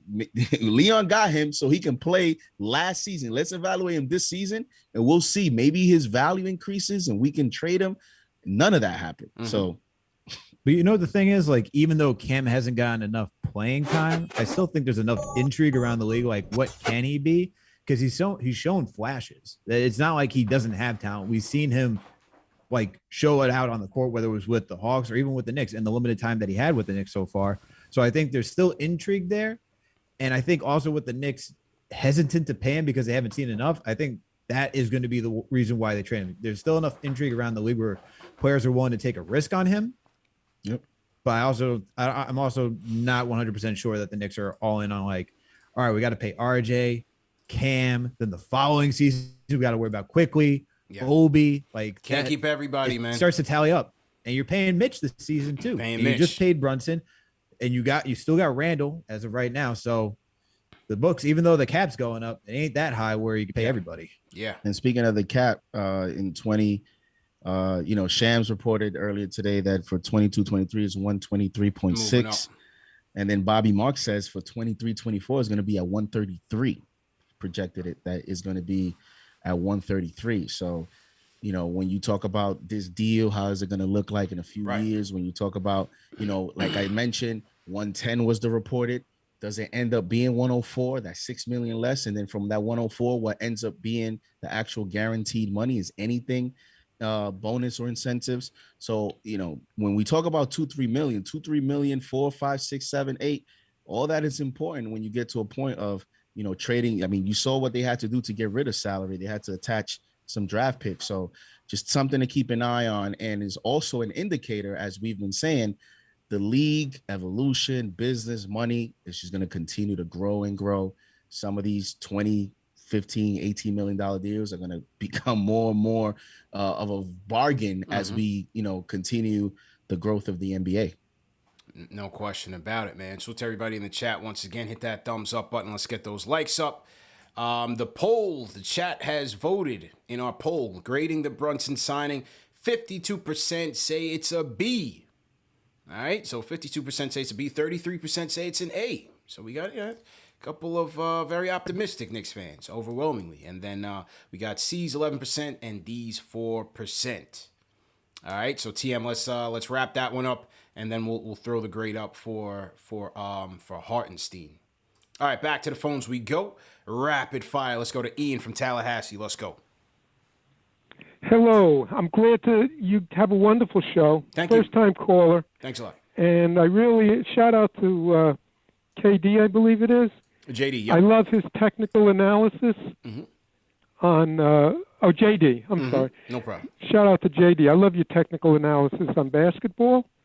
And I just wanted to say I'm very positive on the Knicks because, they're not going to win a championship next year, but they're going to be a very competitive team. They are going to make the playoffs. That's my opinion. Everybody has their opinion. I think they're going to be 6th seed. And I think that they finally got themselves a quarterback. And the quarterback is really important because he has to know when to deliver the ball, and he has to be able to put that pass spot on. And if he's not spot on, as quick as this game is, you're going to miss the shot. And they didn't have a point guard for 2 seasons. That was horrible. That's disgusting. Didn't have a point guard for now 10 years. Now they got a point guard. Randle is going to be 25-12. Randle's going to be great. Randle isn't going to leave. The fans want him to go because of the thumbs down. And I'm not with that. I don't like that thumbs down. Nobody does. But Randle is a top-notch professional. And if he just ignores the chatter, he throws his stupid phone away, he's going to be great. Yeah. Okay. And they're going to be super. I would love to see, one of the things I'd love to see is I'd love to see Miles McBride in the game with Brunson, and I'd like to see Miles McBride guard the guy as soon as he takes the ball out from the end line and go end line to end line. And the other thing is, with Brunson, now you're not going to be 19 seconds into the clock like you were with Burks before you take a shot. Yeah. I mean, this is great. They have a quarterback. Guess what? The New York Giants have an offensive line. Now their quarterback is going to be able to play football. We're making progress. And the Knicks We're have definitely a quarterback. making progress, man. And thanks for the call, man. Hey, I thought that was a 5-star call, man. Shout out to Ian, the OG, man. I thought he very optimistic. Will they make 25-12 for Randle? Yeah, 25-12. He's optimistic. He's calling me KD. Great job, KD. That's right. I don't want to be KD other than the salary. That's today, right. But very optimistic. Yeah, Good very call, optimistic. Though. Yeah, I thought it was a solid call. Giants fan too. You know what I'm saying? So he's one of us. Yeah. He's sorry, Al, but he is one of us. Shout out to Unicorn in the chat. You know, we are making progress as well on the big blue side of things. So shout out to So are the Jets. Give the Jets the love. On the McBride thing, look, I think he's going to be the odd man out in this guard rotation for right now. Maybe his time will come down the road, but, with Brunson, with Quick, with D Rose, it's crowded. It's crowded. Please. It's crowded right now, So McBride's going to have to wait his turn. I think D Rose will be here next year. He'll play out his deal, and then, maybe McBride steps up at that point. He made a good point, though, in terms of, like, the actual – fit, like having McBride, because Brunson, he's gonna be just like a lot of NBA teams use, Trae Young with the Hawks and some of these guys, the Warriors do it with Curry. Yeah. They put the point guard on the weakest offensive player, have him rest there and defend there. I think Brunson will be used that way, but you like to Grimes, McBride, like McBride will be a good fit. He played well with Quickly, so. But as you mentioned, the path is tough because of, I think, Derrick Rose. If he's here, I just don't see Tibbs in a must-win season. Nah, he's getting have buried. Derrick Rose. Like, Tibbs is probably telling front office, listen, y'all got rid of Burks, Noel. Y'all took all my vets. Yeah. Give me at least Rose. You're not taking him. You're not taking him. You're going to have to fire.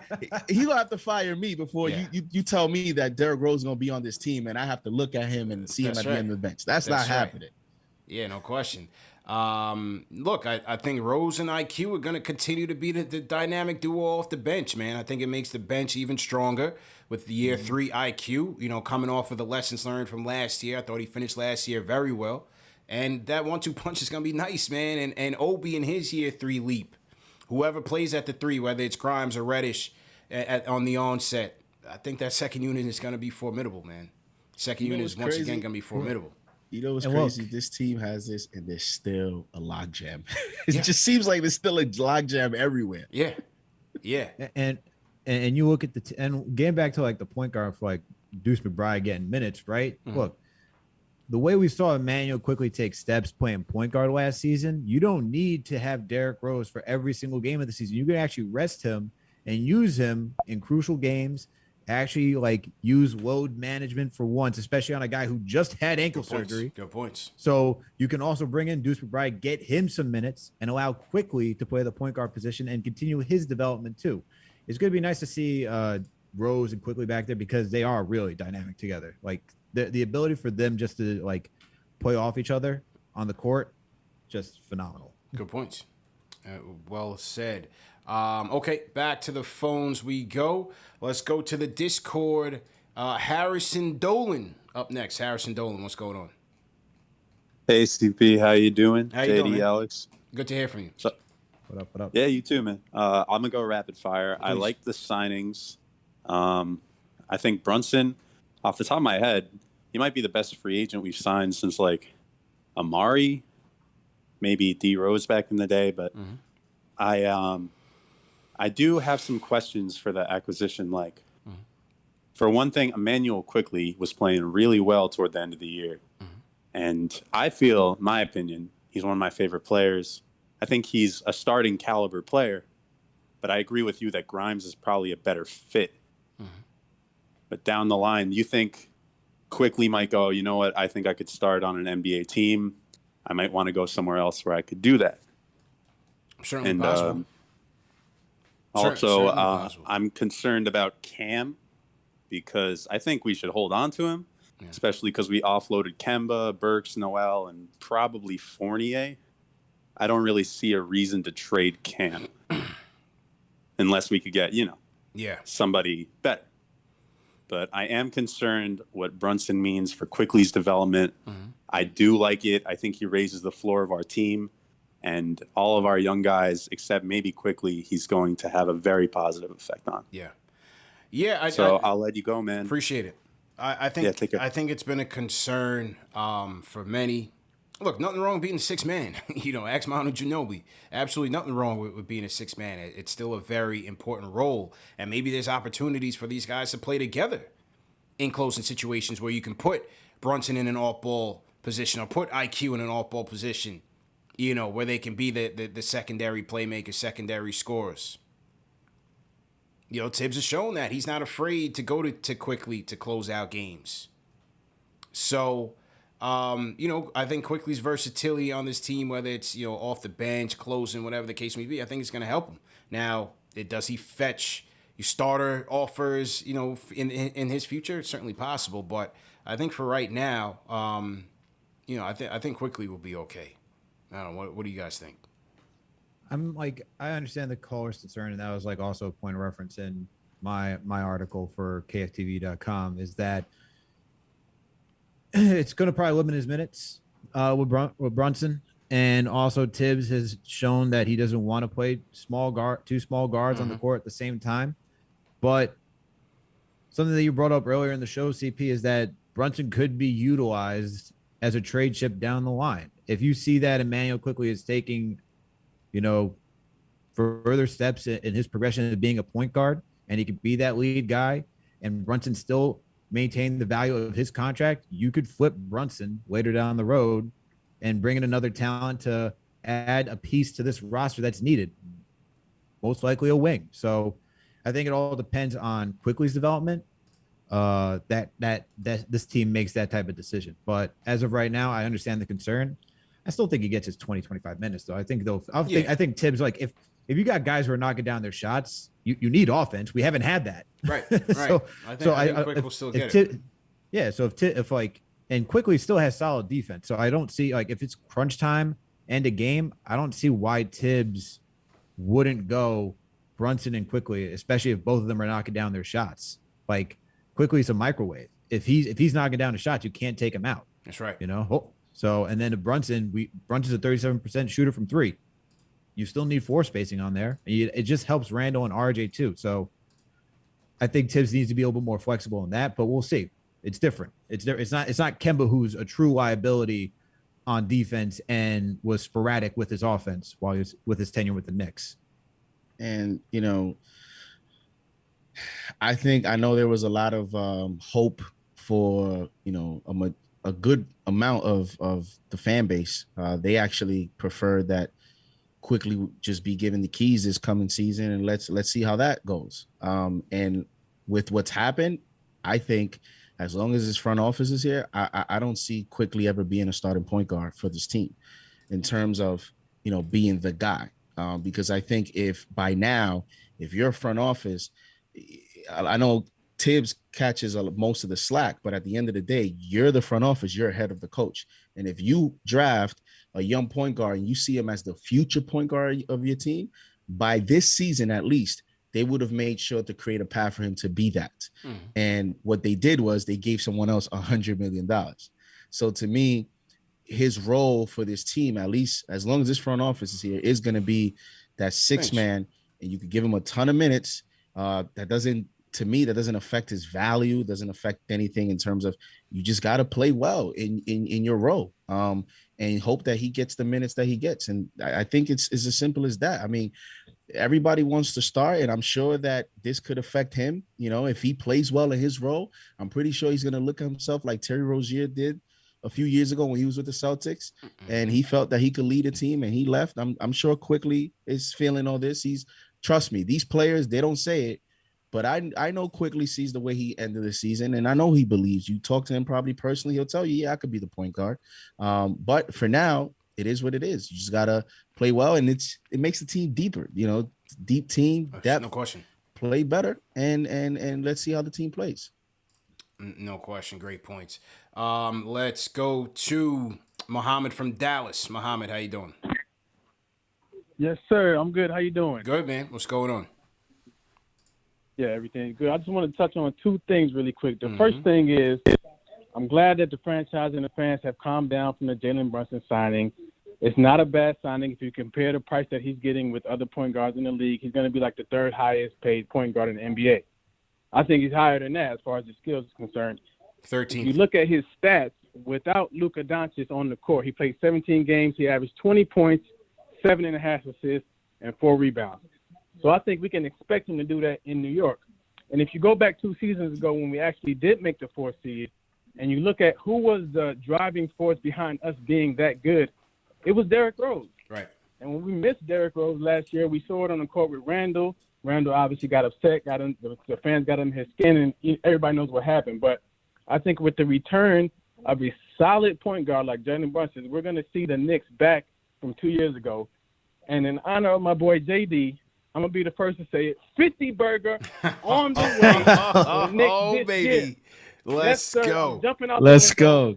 Time is money TV. Muhammad, great signing. Jalen Brunson. I'm with all the smoke. We back, baby. All we need is a point guard to get this thing rolling. Whoa. I expect Randle to be back. RJ, I'm hyped. Get hyped with me. Whoa. Love the show. Y'all keep doing y'all thing. Our first 50 burger comes in the offseason, fellas. Muhammad from Dallas jumped all the way out the window. The last guy said his playoffs. Muhammad saying 50 burger. Starting early, man. Starting early. Well, we don't have to worry about the Nets, so that's one team out of the rankings. All right, so let's get them out of here. So hey, anything is possible. You know, Miles Bridges got a little bit jammed up. Not to make a joke out of that. I'm sure he'll be back as well. But you know, I'm just making a joke that Charlotte may be impacted. But hey, he wants 50 wins. Let's see, man. Let me get through Summer League first, man, before I let me get through Summer League, start feeling good with Montero and Keels and them boys, and then I'll move forward with the predictions. Okay, who else we got? Let's go to a negative Nancy here. That's what I want to see, some balance on the show. Jones from Jersey City. Let's go. Yo, can y'all hear me? Loud and clear, man. It's your time. Let's go. Rapid fire, though. All right, franchise JD, Alex, what's up? I've been waiting to get in for a few days now. I just want to go real quick. No doubt. The problem that we need in terms of addition by subtraction is Tom Thibodeau. I hate to break bust everybody's bubble, but I'm concerned about the agenda of the Knicks franchise. Like, Jalen Brunson is not more of a Tom Thibodeau player than DeJounte Murray. Like, is quickly ever going to be what he could be under Tom Thibodeau? Dallas played 5 out. Mm-hmm. I would love Jalen Brunson if Tom Thibodeau was the coach.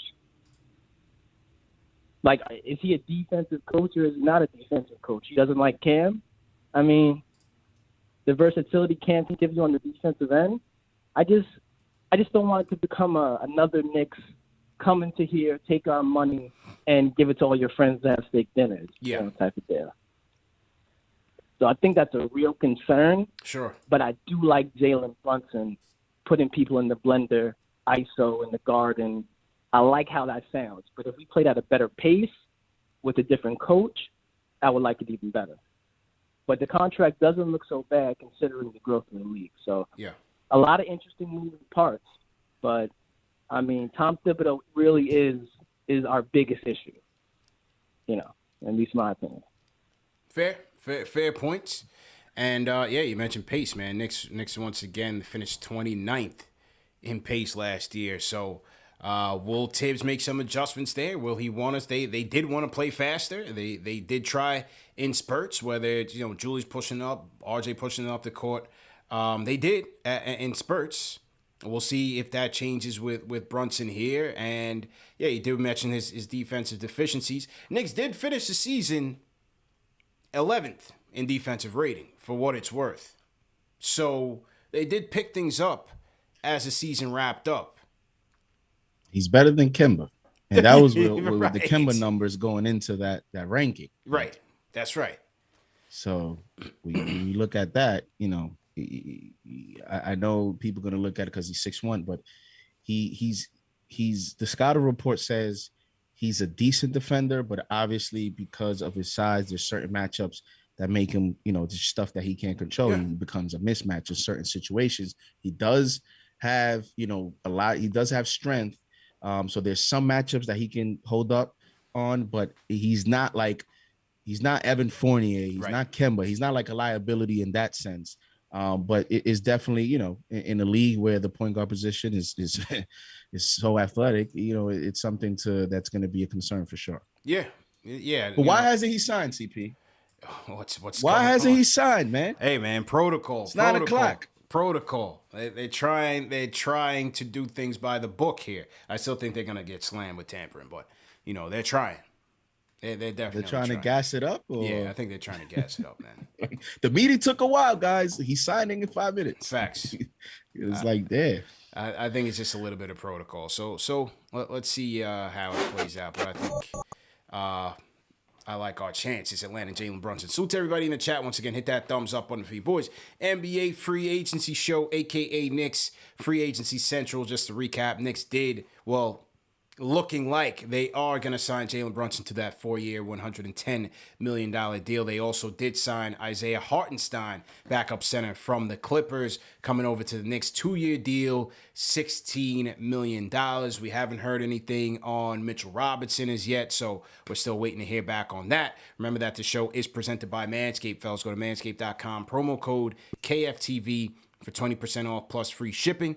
For those of you that are new to the show, remember that this show is also available in audio podcast format. So no reason to miss it. If you miss it on video, you can catch it on audio right after the show is finished. So that's that. A couple programming notes. I was on SNY earlier today. If you want to watch that after this, go over to SNY's YouTube channel and check that out. I'll be back on with Ian Begley and SNY on Friday. That's 12 p.m. Eastern time as we kind of recap and summarize what went on today. So stay tuned for that. And then Friday night, CP the Franchise, Howard Beck, NBA Radio. We're doing an NBA free agency special on SiriusXM channel 86. That'll be 7 p.m. to 10 p.m. So for my Knicks fans out there, make sure you call in and rock with your boy, especially when we get into the Knicks topics. But we'll take calls on all topics. So looking forward to that one, man. Make sure you guys tap in. If you have a subscription to Sirius or on a free trial, make sure you check that out, man. 7 p.m. Friday night, CP Howard Beck, man. It's gonna be a good one. So make sure you tap into that one. You excited about your debut? Yeah, man. Yeah, big time. I did 2 demo shows with them just to, because when you're doing radio, it's a lot more structured. So you gotta take your breaks on time. You gotta do your reads. You gotta make sure you credit the radio network whenever they're doing their sound bites and stuff like that. So it's a lot of things that you gotta get used to. With this show, we can kind of just go with our own flow and do our thing. We start when we start, we stop when we stop, take our breaks when we, take our breaks. So just a lot of stuff to learn, but overall, man, yeah, very excited. It's a good team over there, so looking forward to it. Definitely looking forward to it. You're going to call out Beck for some of his Knicks takes? I am. Oh, yeah. Don't worry, man. Let's go. I got something for him, so we definitely going to talk about it. One of your major guests, you got to try. I mean, I don't know if they're allowed them, but maybe Max Kellerman could call the show. Or, yeah, for sure. Definitely text him, for especially sure, after today. For sure. Oh yeah, absolutely.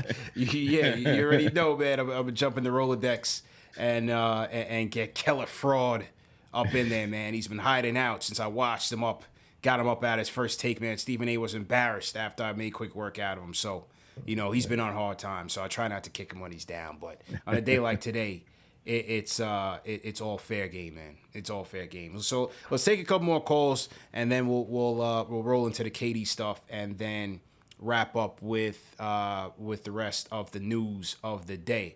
Let's go to my guy Dan from LI. Dan, how you feeling, man? Hello. How you feeling, man? Hello? He's not feeling. All right. Was it me or did the guy say hello? He did say hello. Yeah. All right. Well, guess he didn't want to talk that bad. Khalil from that was his take. Yeah, that was his take. Khalil from BK. Khalil, how you feeling? Yo, what's good, CP, JD? It's been a while. Good to see you, Alex. Happy Jalen Brunson Day, y'all. Happy Jalen Brunson Day. Okay.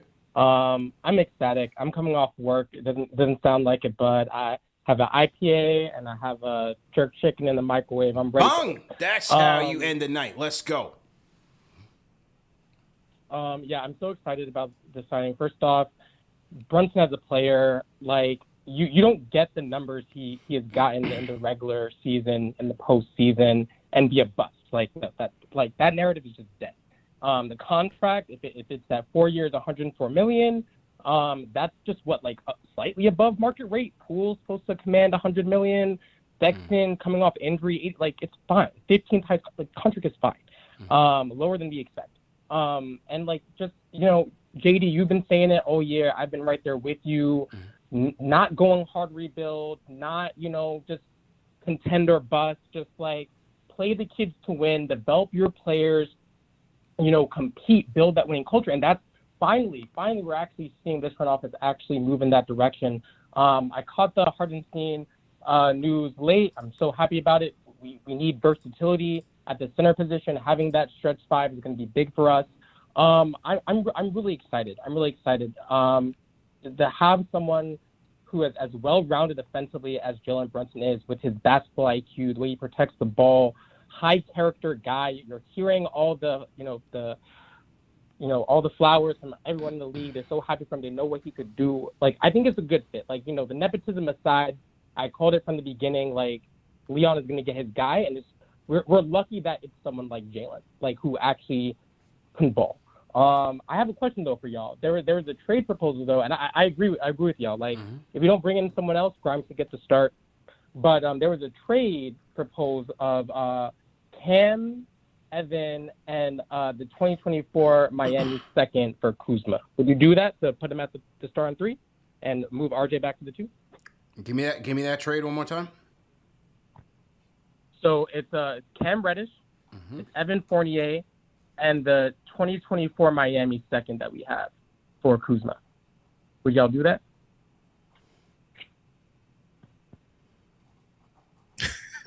No, I'm just writing it down. I'm reading it. 48 I'm Cam, 2024 second for Kuzma. Nah. Well, I know you don't want to get rid of 48, so you're definitely gonna say no. That's my guy. No way, man. that he's taking over the Burks. No way. Yes. Yeah, that's right. That's right. Better be careful with that one. You won't get another meme like that for 48. Yeah. Nah, I ain't doing it. And Kuzma stepped his game up, but I'm not doing that. Yeah, I'm gonna have to say no. I'd rather see what Cam Reddish has over Kuzma.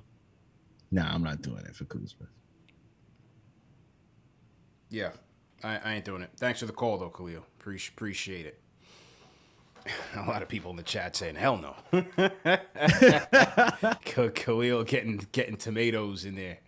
All good, man. All good. Let's go to the Discord. OGKnowbie. Go ahead and unmute your mic. OGKnowbie. Hey, good evening, gentlemen. How are you doing tonight? Good, man. How's it going? Fantastic. Thank you for taking my call. First and foremost, JD, Alex, CP, thank you for doing a phenomenal job of providing outlets for our frustrations and our difficulties as Knicks fans. No question. And making sure that there's somebody that's a voice for us out there. And as somebody that's starting my own YouTube channel, I know how difficult it is and the amount of work that it takes on top of a second job to do this. So God bless you, gentlemen, and nothing but the best of luck. Appreciate CP, I'm really impressed by your, not your stream, but your video on the way to the airport where you called out the Knicks, although your ties to them for not having a direction and letting us know what that direction is. That takes a lot, especially when you're I put it on the line, man. I put it on the line. I had to vent, man, from the night after. And I have to respect that. Yeah. I have to respect that because it's really easy when there's money in your pocket. That's right. There's an idea of money in your pocket to just be a sheep. And I really want to say thank you, and I appreciate the hard work that you do and everyone else does. No doubt. I will not name the other channels that I listen to, but you know that they're out there. Yeah. And as Knicks fans, I really appreciate how dedicated and how much we care about that. So I'm going to keep this short and brief, and I just want to say, gentlemen, the Brunson signing fits a need for us. Money is irrelevant in this current day in the NBA. So I just want to be upfront that it doesn't matter what it costs to get him here. If he takes care of a problem for us, then so be it. As long as the young players play, he can help the young players develop. My only concern with it, though, is his size in playing defense, Randle and his relationship, him coming in now with the money that they're at. And I just want to ask you guys, what do you think how that will all play out? Again, thank you so much for the hard work that you guys do. And everyone that's out here, don't take it for granted. These guys aren't wasting their time. Time is the most valuable asset that you have in your life. No question. Not money. Time. No question. Thank you very much, gentlemen. Have a great night. Hey, man. Hit it on the My head. man was dead serious, too. Yeah. Like, I don't know. I thought he was being sarcastic. Yeah. But then I'm like, he keeps going and going. He took that CAA thing, he went with it. Yeah, he's like, yo, your ties, it's pretty crazy when you got money in your pocket. I'm like, yo. Look, man, we see the pictures out there. Wow. CP in a bar with Worldwide West and Leon Rose just chilling. Oh man, you can't make it up, man. So his point was on Brunson's size, right? Yeah, look, it'll be something to watch, right? How do teams look to exploit him? How do teams look to get him out there on the mismatch? How will he handle when guys just shoot over the top of him because he can't do much to stop that? We'll have to see, and how do they as a team help him? Because you lost the versatility at the one. Wherever you put RJ or Fournier, you lose that versatility. Fournier can only guard one guy, one position. So, it makes things interesting. When my guy Burks was rocking, he could guard 1 through 3. He was Mr. Utility guy. All right, put some respect on his name, Alec Burks, man. We wish you well over there in Detroit, man. Wish you well. A new big three in Detroit. There's a new big three. And breaking news. Kevin Knox is on his way to Detroit. See what I told y'all? Detroit was gonna be my league pass team. Corner boy Kev back. Bro, we got Cade, we got Ivy, we got Durant, we got Burks and Kev to stabilize things. Let's go. Isaiah Stewart. We got former Knicks. Yeah, we got the local. We got the Nerlens Wall. We got Isaiah Stewart. The local product. That's my league pass team, man. Don't sleep. That's my new league pass team. Yeah, they're just getting them to tank. I think that team's gonna be interesting, man. I think that team's gonna be very interesting. So we see how that plays out. And then the caller's other topic on Randle, yeah, we mentioned it early on the show, man. How they fit, how they coexist is gonna be critical. And Randle again has to trust. He didn't trust Kemba and Fournier when they first got here, and I thought that led to a lot of the offensive breakdowns with this team because it just wasn't clear. The roles weren't clear, especially earlier in the season. And so I think they're going to have to get on the same page. RJ as well. They're going to have to get on the same page. It's going to be interesting how the first few possessions of the season are going to look like, because how Knicks fans are. As soon as we go 3 possessions and RJ don't touch the ball, yeah, they're freezing him. Wait, what are we doing here? Is RJ standing in the corner again? He's supposed to take a big leap, and we have him standing on the corner. Like, what's going on here? So that's why you start to look at it as one basketball, but there's a player at power forward that has to have a comeback season. Yeah. There's a player at the 3 potentially that, is looking to take the next step. He has an extension possibility coming up. And then you have the $100 million guy who's the new guy in town, all in the starting lineup. And then you got Mitch at center that might get money. Everybody's trying to make a certain impression. Everybody's trying to play well, but there's only one basketball to do that. So it's going to be interesting to see, does Thibodeau make any adjustments to the offense, to the system? That's going to be the Knicks are one of the most interesting teams this season if the personnel stays the way it is today. As long as they play through the point guard for the most part, I think it will be fine. But that's the key. You have to play through the point guard. You give RJ, you give Randle their time to shine, like have the ability to create the offense, initiate the offense, be those playmakers, but let it run through Brunson. I think it's going to be just fine. So to everybody in the chat, once again, hit that thumbs up button for you boys. Let's go back to the phones. Nate from Rochester, go ahead and unmute your mic. Yeah, is my audio good? Yep, good to go. What up, CPJD, Alex? Good to see y'all together again. Good to see you, man. Good to hear from you. Yeah, for sure. Real quick with the offense, I think the biggest question mark on it is Julius, because we saw what happened last year, right? And a lot of that I think was just him not knowing how to deal with the double team at all. He's the primary initiator, and we saw that wouldn't work. So I think with the addition of Jalen Brunson, if you get Julius, if he's willing to become a screener, which is a big if, like he has the body for it, but a lot of the screens he set last year weren't like up to par, weren't effective at all. But assuming he does like screen for Jalen Brunson, you get him going downhill in like a 4-on-3 situation, I think that improves our offense a lot. Sure. And it's like obviously we can't just have pick and roll Jalen Brunson and Julius Randle and that's our offense to be done with it. But it just adds a dimension. Well, yeah, it would be a nice wrinkle, man. I've been waiting to see it. Can we help Julius? Can we help him? He's on the team. Yeah. He's on the team, but people try, well, get rid of him. Help him, get rid of him. While he's on the team, he needs to play well so everybody plays well. How do we do that? He needs to play well so I can get him out of here eventually. But it's like I still don't think he's irredeemable. But when you look at the direction of the team themselves going, we want to push the pace.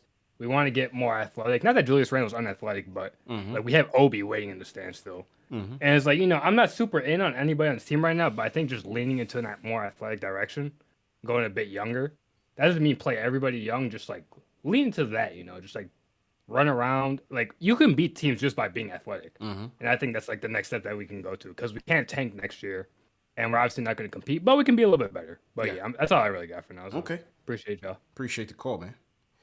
Nate from Rochester on the check-in. All right, let's go back to the phones. We'll get a couple more in here before we wrap. Knicks sign, close to signing Jalen Brunson and have already signed Isaiah Hartenstein. So let's we'll wait until the Brunson news is official, but seems like it's getting pretty close. Trent from Queens. Trent, what's going on? Hey, what's up, guys? Can you hear me good? Yeah, what's going on?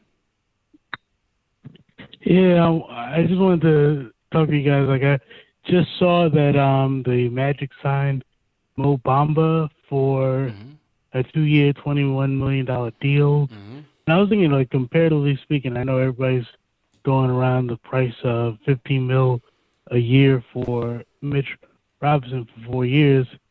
And I was like, I feel like maybe the New York Knicks could have played the field a bit more and try to get a guy like that because I was actually looking at Mo Bamba and he's a guy that could like stretch the court for you and he's like a decent free throw shooter comparatively speaking to Mitch Robinson. So Mo Bamba got 2 for 21. Mo Bamba got 2 for 21? Yep. So Mitch is definitely getting that 15 then.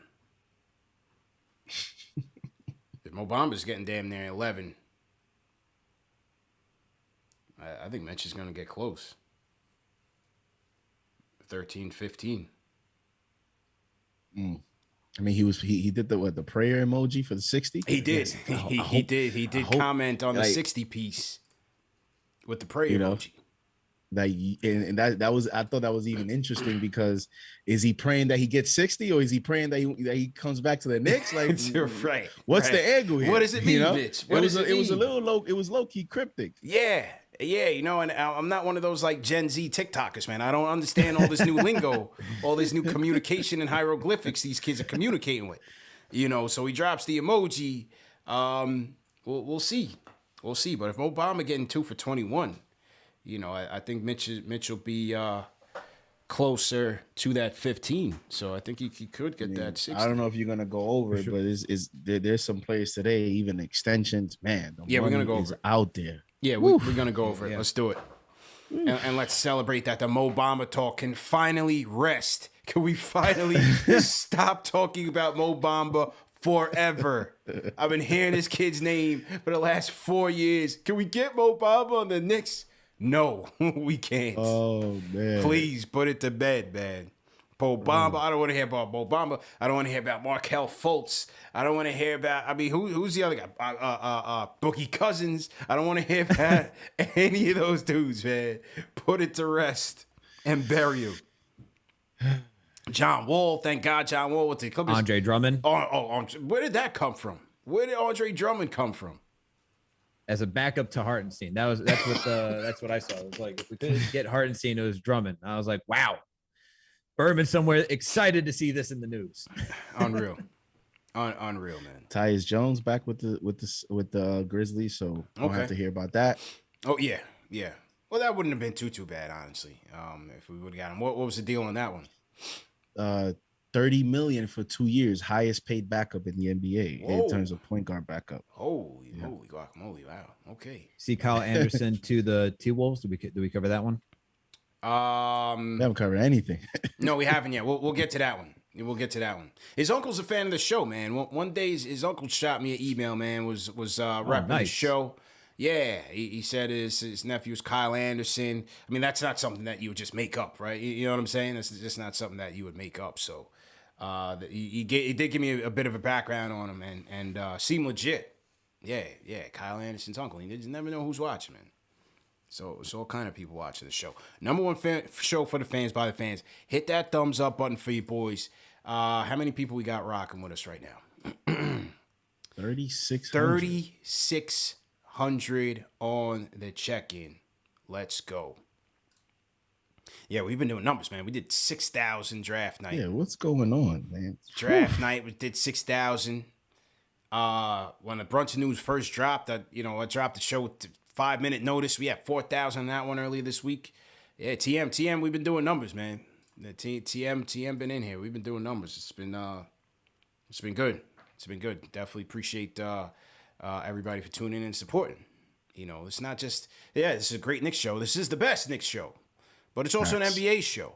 So you get a little bit of everything. And for you people out there that are more casual NBA fans or general NBA fans, when we do our post-game shows during the season, we're covering your teams in certain respects as well. So we get a lot of respect from fans of other teams as well, especially during our post-game shows, because we try to be fair and balanced. Obviously, yes, we are Knicks fans, so it will be a Knicks spin on it, but we try to be fair and balanced when we can. So I think that's why this show appeals to so many.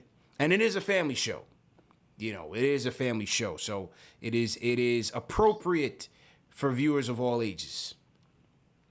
All right. That's a fact. Yeah, just a little PSA there. Okay. Let's take one more call and then we'll get into Katie. Let's go with. Let me see. Who do I want to go with? Let's go. Lord Scientist, let's go. All right, fellas. Salute. Mm-hmm. Yo, glad to see you, JD. Alex, hey, yo, listen, this question is for you, Alex, and you can answer it after, but I'm going to give you the whole shebang. Mm-hmm. Alex, if Derrick Rose is going to be healthy starting by the 90 seconds. Full strength when the season starts. Any medical update, anything about Derrick Rose?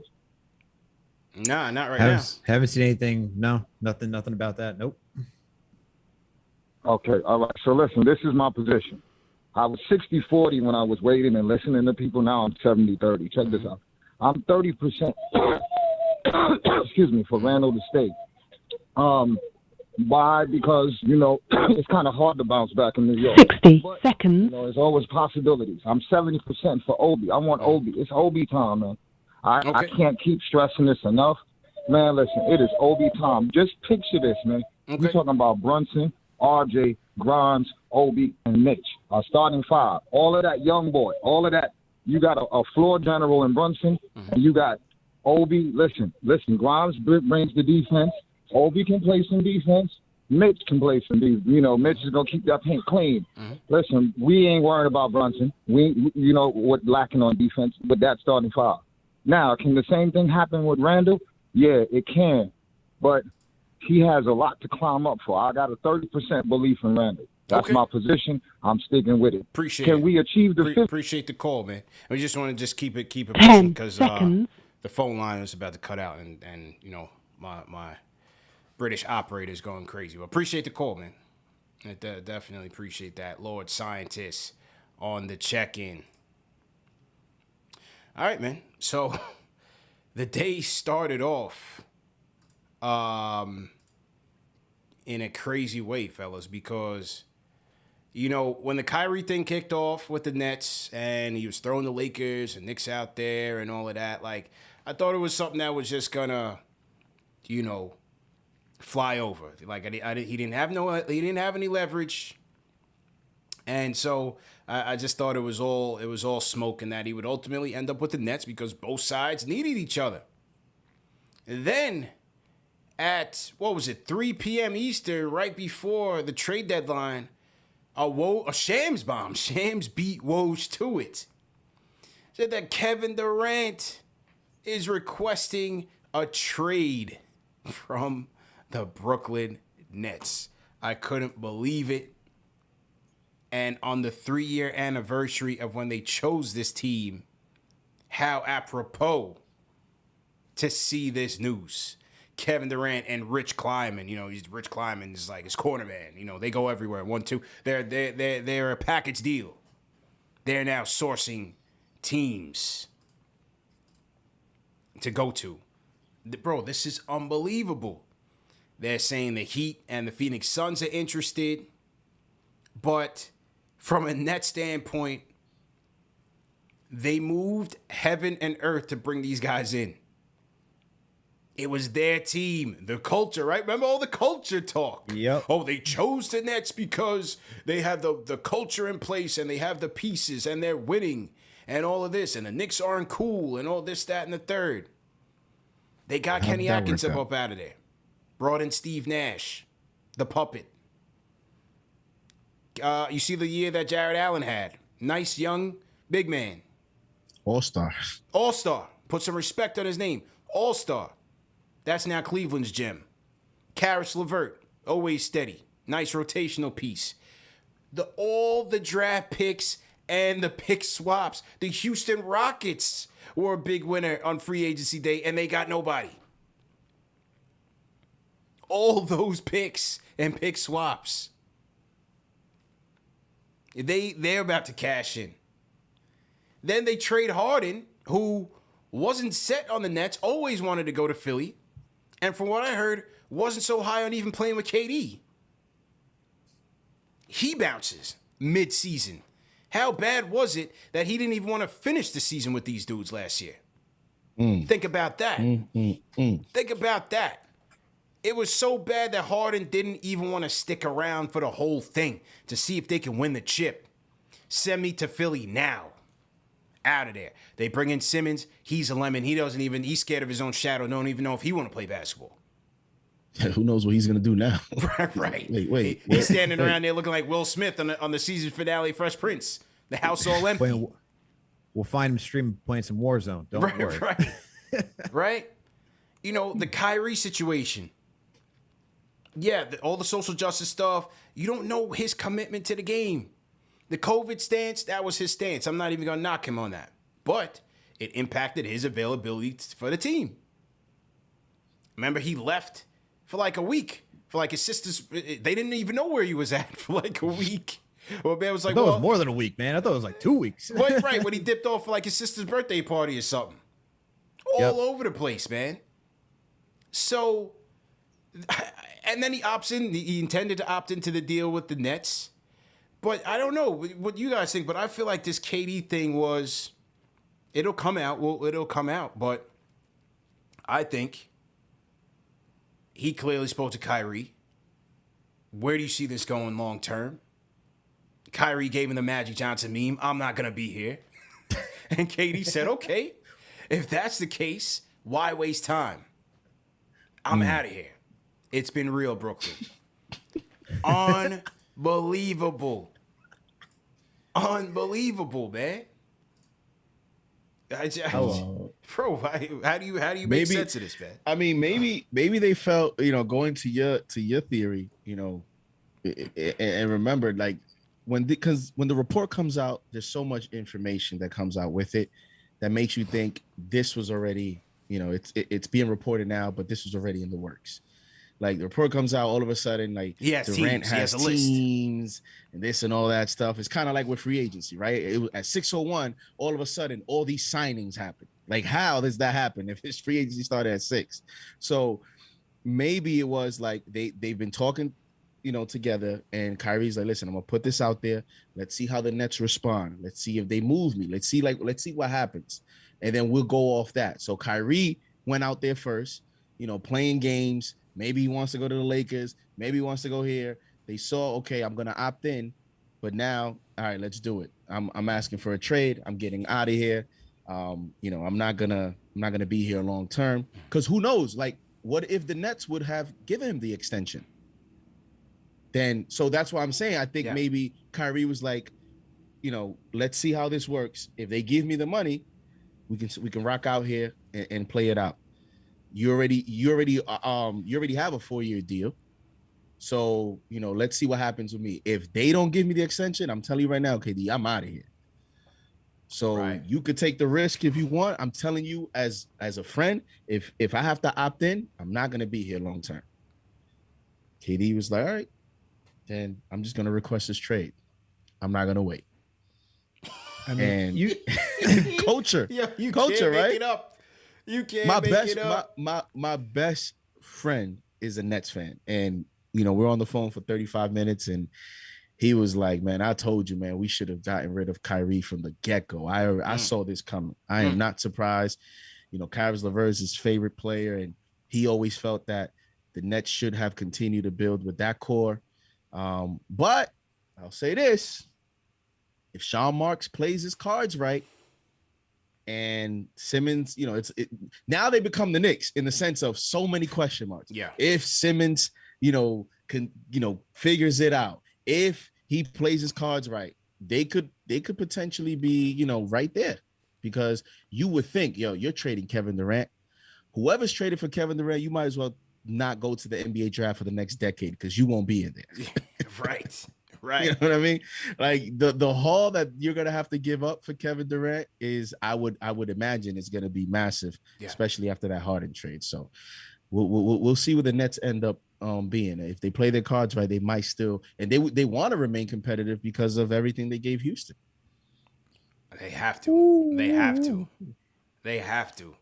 So we're going to see next year at the Barclays. What y'all going to say next year at the Barclays? Oh, y'all got KD. What no fans more. are we talking about? We're Hold gonna on. see. There were Kyrie and KD fans that showed up. We're going to see that arena empty more than it's ever been the past 3 seasons. Oh, ghost town. It's going to be great. It's going to be great. We're going to have 2 arenas. We can finally go back, chant for the Knicks in peace and quiet for a cheaper price. So it'll be nice. Can you imagine if this was the Knicks? I love some of the Net fans saying, we can get the picks back. It's not that bad if we get DeAndre Ayton. I love how y'all tried to mask it. But if it was the Knicks, oh my God. The Clays is burning. The Clays is burning, man. Al, jump in here, man. Yo, I was in a Nets Twitter space today. I've never heard so many more people crying down in the dumps. It was magnificent. Someone tagged all of us on Twitter. I'm sorry, I can't remember your name. I just hopped in there for a little bit. Then the chat then the spaces just immediately ended. I was like, oh, it was just getting good. This is beautiful. Everyone was just crying, upset. It was music to my ears, man. But you know what? Look, when KD gets traded, I called this. Go to KnicksFanTV.com. When I recap the season, the 2020-2021 season, I wrote this. Talked about teams that you want to build like for sustainable success. The Warriors, the Spurs, the Raptors, the Bucks, the Celtics. And I wrote this. Why didn't I add the Brooklyn Nets and the LA Clippers to the list? These teams went with a short-sighted view by mortgaging their future for a win-now scenario rather than maintaining sustainable success. Just look what happened once LeBron James left the Cavaliers and how they were still nowhere close to competing for another playoff appearance until now. Yeah. Until now. Yeah. Look how long it took them to rebuild. I hope this is an awakening for teams around the league that mortgaging your future just for instant gratification is such a long shot. You're banking on guys that have never played with each other, that the teams never drafted, meaning their scouting department didn't vet them, saying, all right, do they have the character? Do they fit what we're trying to build here? You're going off name recognition and their talent. I hope this finally changes. It's I'm all for player empowerment, but to watch this watch this league where everyone just chooses where they want to go, and now you're just like, I'm just loving that the Brooklyn Nets, because more so Nets fans were like, we're gonna take over New York. This is our town now. Oh yeah, this, that, and the third. You're not. You lost. You lost. Congratulations. I think this is gonna change the dynamic of the league, fellas. I really do. I think this is gonna change teams' approach to building a contender. I don't think teams are gonna try to fast track this thing, because look, the Nets tried this twice. Home run swings. Garnett, Pierce, Darren Williams, Jason Kidd as the coach, Brook Lopez, whiffed. This move right here, whiffed. And everybody tried to chase the heat on that quick path. And now that's looking like more of an aberration than anything else. It's an anomaly. Because now look, Sean Marks and Joe Tsai, they did everything for these dudes. They changed the team. They got rid of their young pieces that they were trying to build with. And now they're stuck holding the bag, trying to figure it out. Breaking news. Let's go. All right, you got it. Let's go. Go ahead. No, you go ahead, Alex. Official tissue. You've been holding it down. Go ahead. Woj made it official. Free agent guard Jalen Brunson has agreed to a 4-year, $104 million deal. There we go. Dollar deal with the New York Knicks. His agents Aaron Mitz and Sam Rose of CAA basketball tell ESPN. Son of Leon Rose. And the deal includes and the deal includes a player option on the final season. Okay, there you go. Yep, there you go. See, that's what I said. 4th year 110, 110. Oh my God, 110. Okay. So you got the 104. Let's wait to the final. And even on top of that, let's see if there's another report later on. If it's 104 guaranteed, but at least we know there's a player option there. Bonuses. Oh, okay. Back to burning on the Nets. Yes, yeah. Let's get back to that. Yeah, let's get back to that. Let's get back to that. I think it's going to change things, man. Go ahead. Look, man. And look at look what they created after they made all those trades.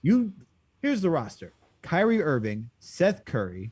This is after Harden. Kevin Durant, Ben Simmons, Andre Drummond, Goran Dragic, Joe Harris, Bruce Brown, Royce O'Neal, Nick Claxton, Kessler Edwards, Blake Griffin, Patty Mills, Cam Thomas. I'm sorry, Royce O'Neal was this season. Yo, they just traded a first round pick for Royce O'Neal. That didn't even make no sense. They traded a first round pick for Royce O'Neal. The Jazz couldn't wait to get that guy up out of there. Unreal. So forget Royce O'Neal. Forget that part. But the other Knicks guys do that.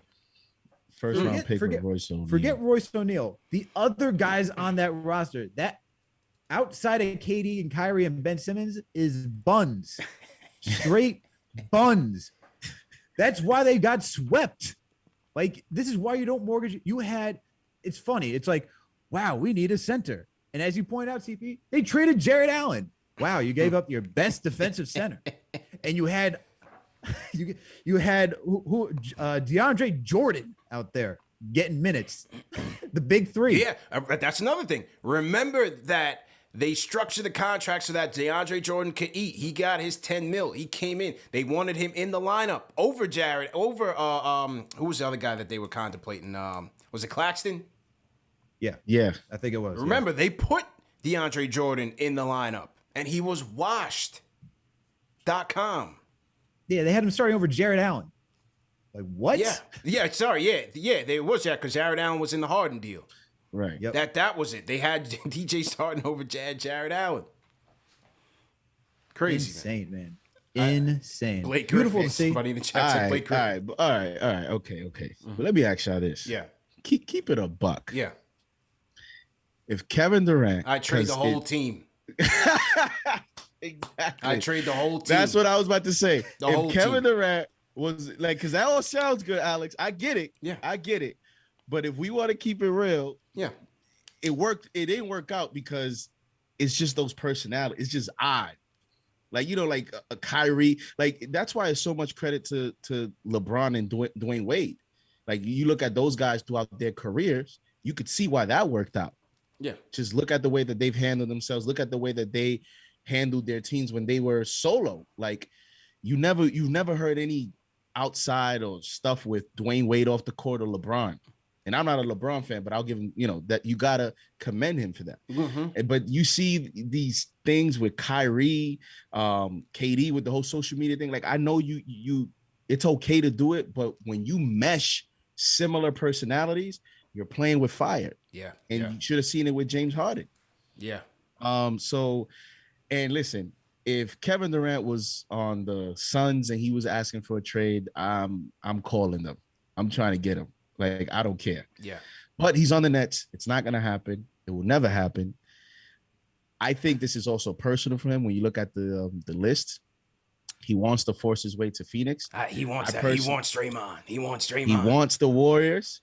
And he figures if I stay in the East, there's no guarantee I'm going to play with the Warriors in the finals. Regular season, who cares? You right? Draymond Green doesn't care about that. Yeah. Let me go to the West. We'll play him.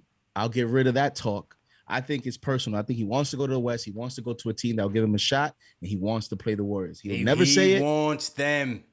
But you saw Jaylen Brown and Draymond Green today on Twitter. Like, these guys say that they're a brotherhood. They are. They're all friends. Yeah. But, come on, man. At the end of the day, we're all men. And when you see people talk and Draymond talk and all this talk about, don't you think Kevin Durant doesn't feel slighted about all the talk about because of you and you have to go to the Golden State Warriors? This is an opportunity for him to shut a lot of that talk. And how ironic, you want to go to another 60-win team. Yeah. And I think that makes the most sense. Miami was on his list, but it did come out earlier that Miami can't trade Bam as part of any deal, so they really don't have a trade package worth getting Kevin Durant. I think the Suns make the most sense with Ayton on his way out. You could put a package of Ayton, Bridges as the primary framework of a deal. I think the Suns can get it done, and it makes the most sense. Will the Blazers have something to say? I'm not sure if they'll have enough assets to get him.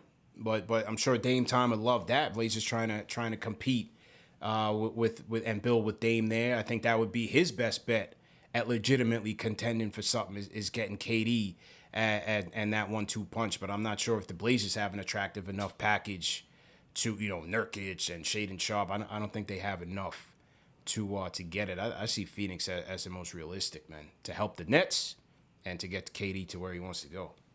All would be right in the world if he went to Portland. All would be right in the world if he went to Portland. But I think it's the Suns. I think the Suns make most sense. Like, based on what they can trade, he'll be playing with Devin Booker, Chris Paul. I think that's just a very dynamic starting three.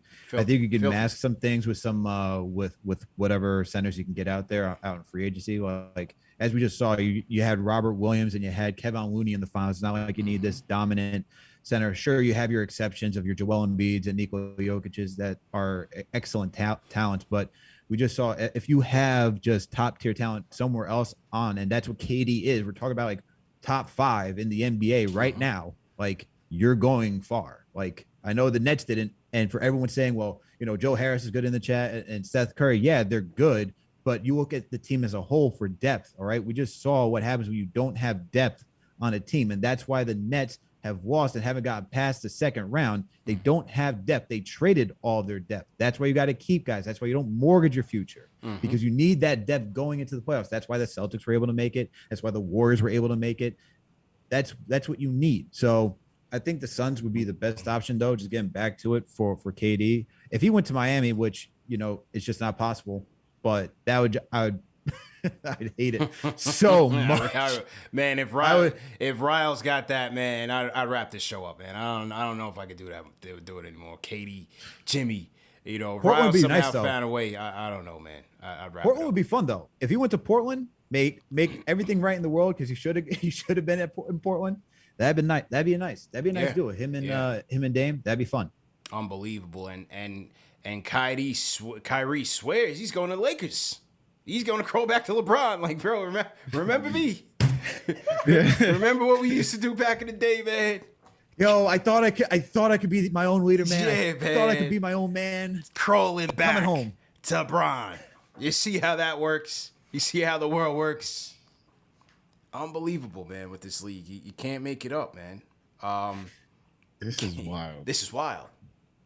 This is wild just to start the day off. No doubt about it.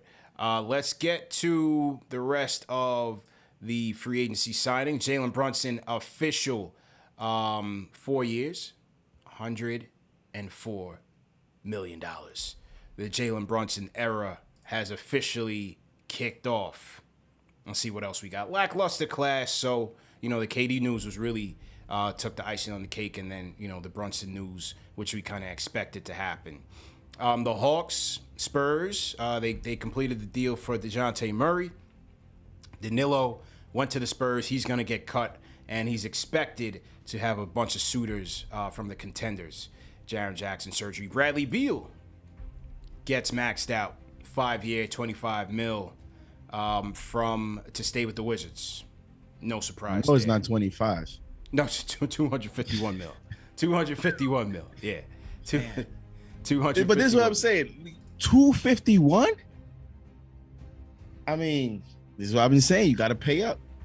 We sign a guy for 200. It's like, does Beal take you out? Because now the NBA, like, that's the talk now. Every acquisition is, well, does this guy take you to the championship? It's like, bro, you got to build the team.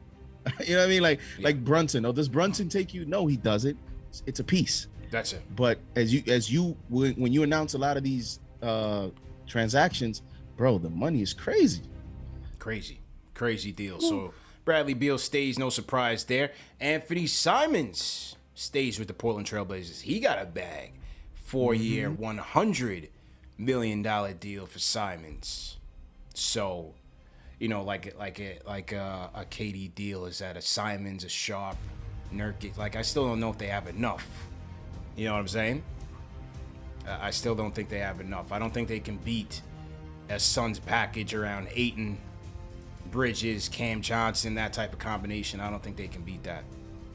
West is going to be tough next season. West is going to be. You got some players coming back healthy. The Nuggets with Jamal Murray and Michael Porter Jr. They're going to be something to watch. West is going to be tough.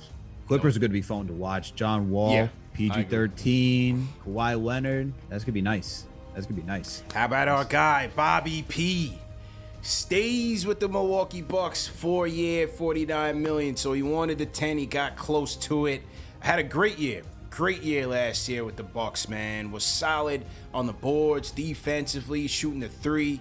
Bobby Portis played very, very well in Brook Lopez's absence for the Bucks. And I like him on that team. He's found his fit. He won a championship, and I thought he deserved to get taken care of. So that is Bobby P.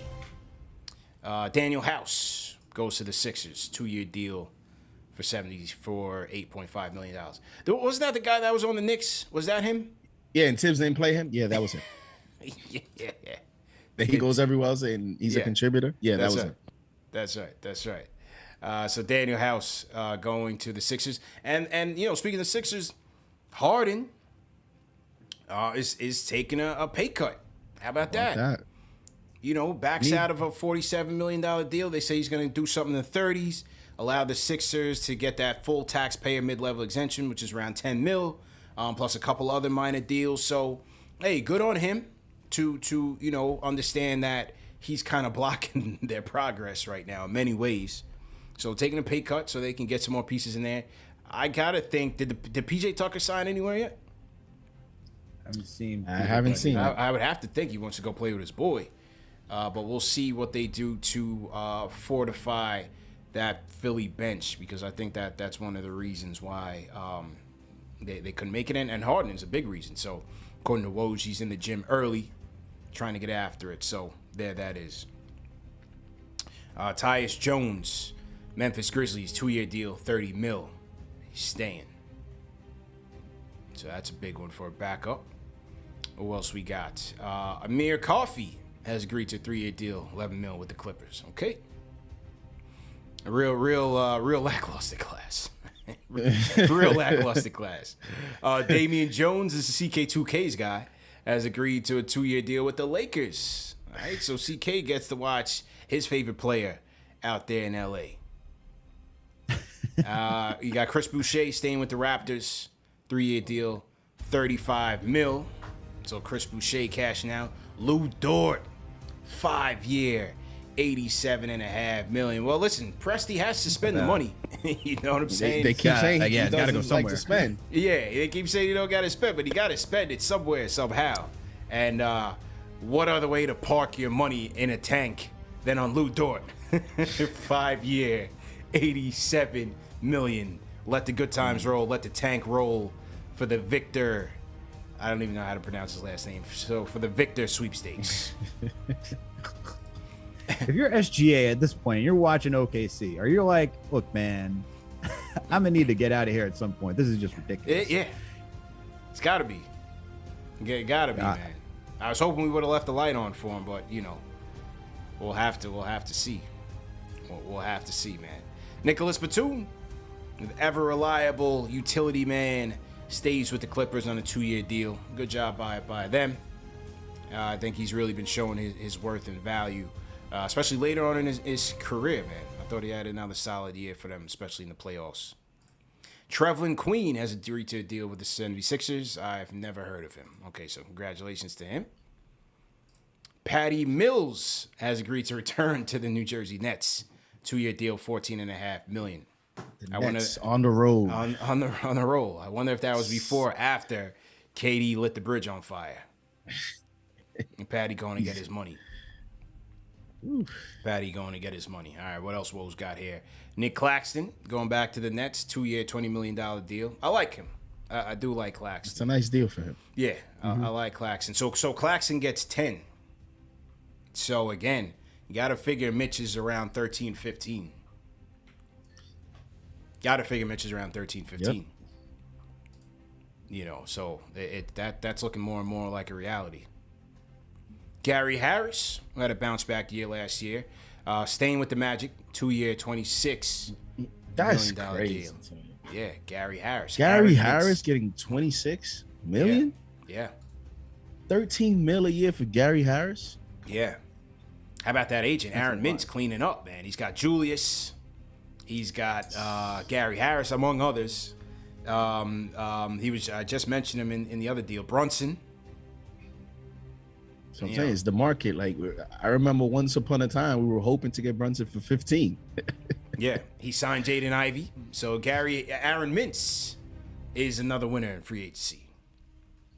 Yeah, I'm sure. You know, he's gonna add this to his profile. That clientele is gonna grow. Yeah, no question, no question about it. Kyle Anderson, as you said, Al, agreed to a deal with the Timberwolves, so we'll add to their depth. 2-year deal, $18 million. Delon Wright has agreed to a 2-year deal, $16 million with the Washington Wizards. Okay. So, according to Woj, the Wizards have added 3 veteran guards to join Bradley Beal in recent days. Will Barton, Monte Morris, and now Delon Wright leaves the Hawks for the Wizards. Okay. Don't think that's that big of a deal, but all right. And then Jalen Brunson, ladies and gentlemen, 4 years, $104 million deal. As I said, Aaron Mintz, Leon Rose's son, Sam Rose, caking 4 years, $104. And the Knicks also signed Isaiah Hartenstein, 2-year, $16 million deal. Somebody did say Tucker did sign with the Sixers on a 3-year deal. I didn't see that. I didn't see that one in the Woj list here. I didn't see that one. Who? PJ Tucker. PJ Tucker. If one of you guys want to look that one up and confirm, but he did say that. ACP, do you got music playing through somewhere? Yeah, I do. That was like my my announcement music. Oh, okay. Yeah. Okay.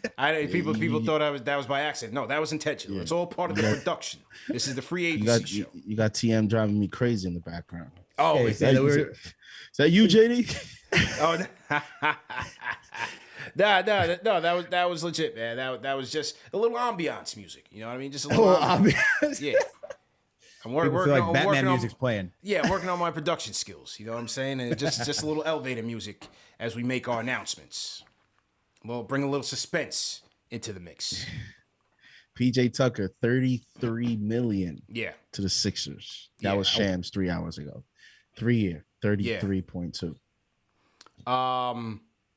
A good move. Good move for them. I think they'll regret it after year one.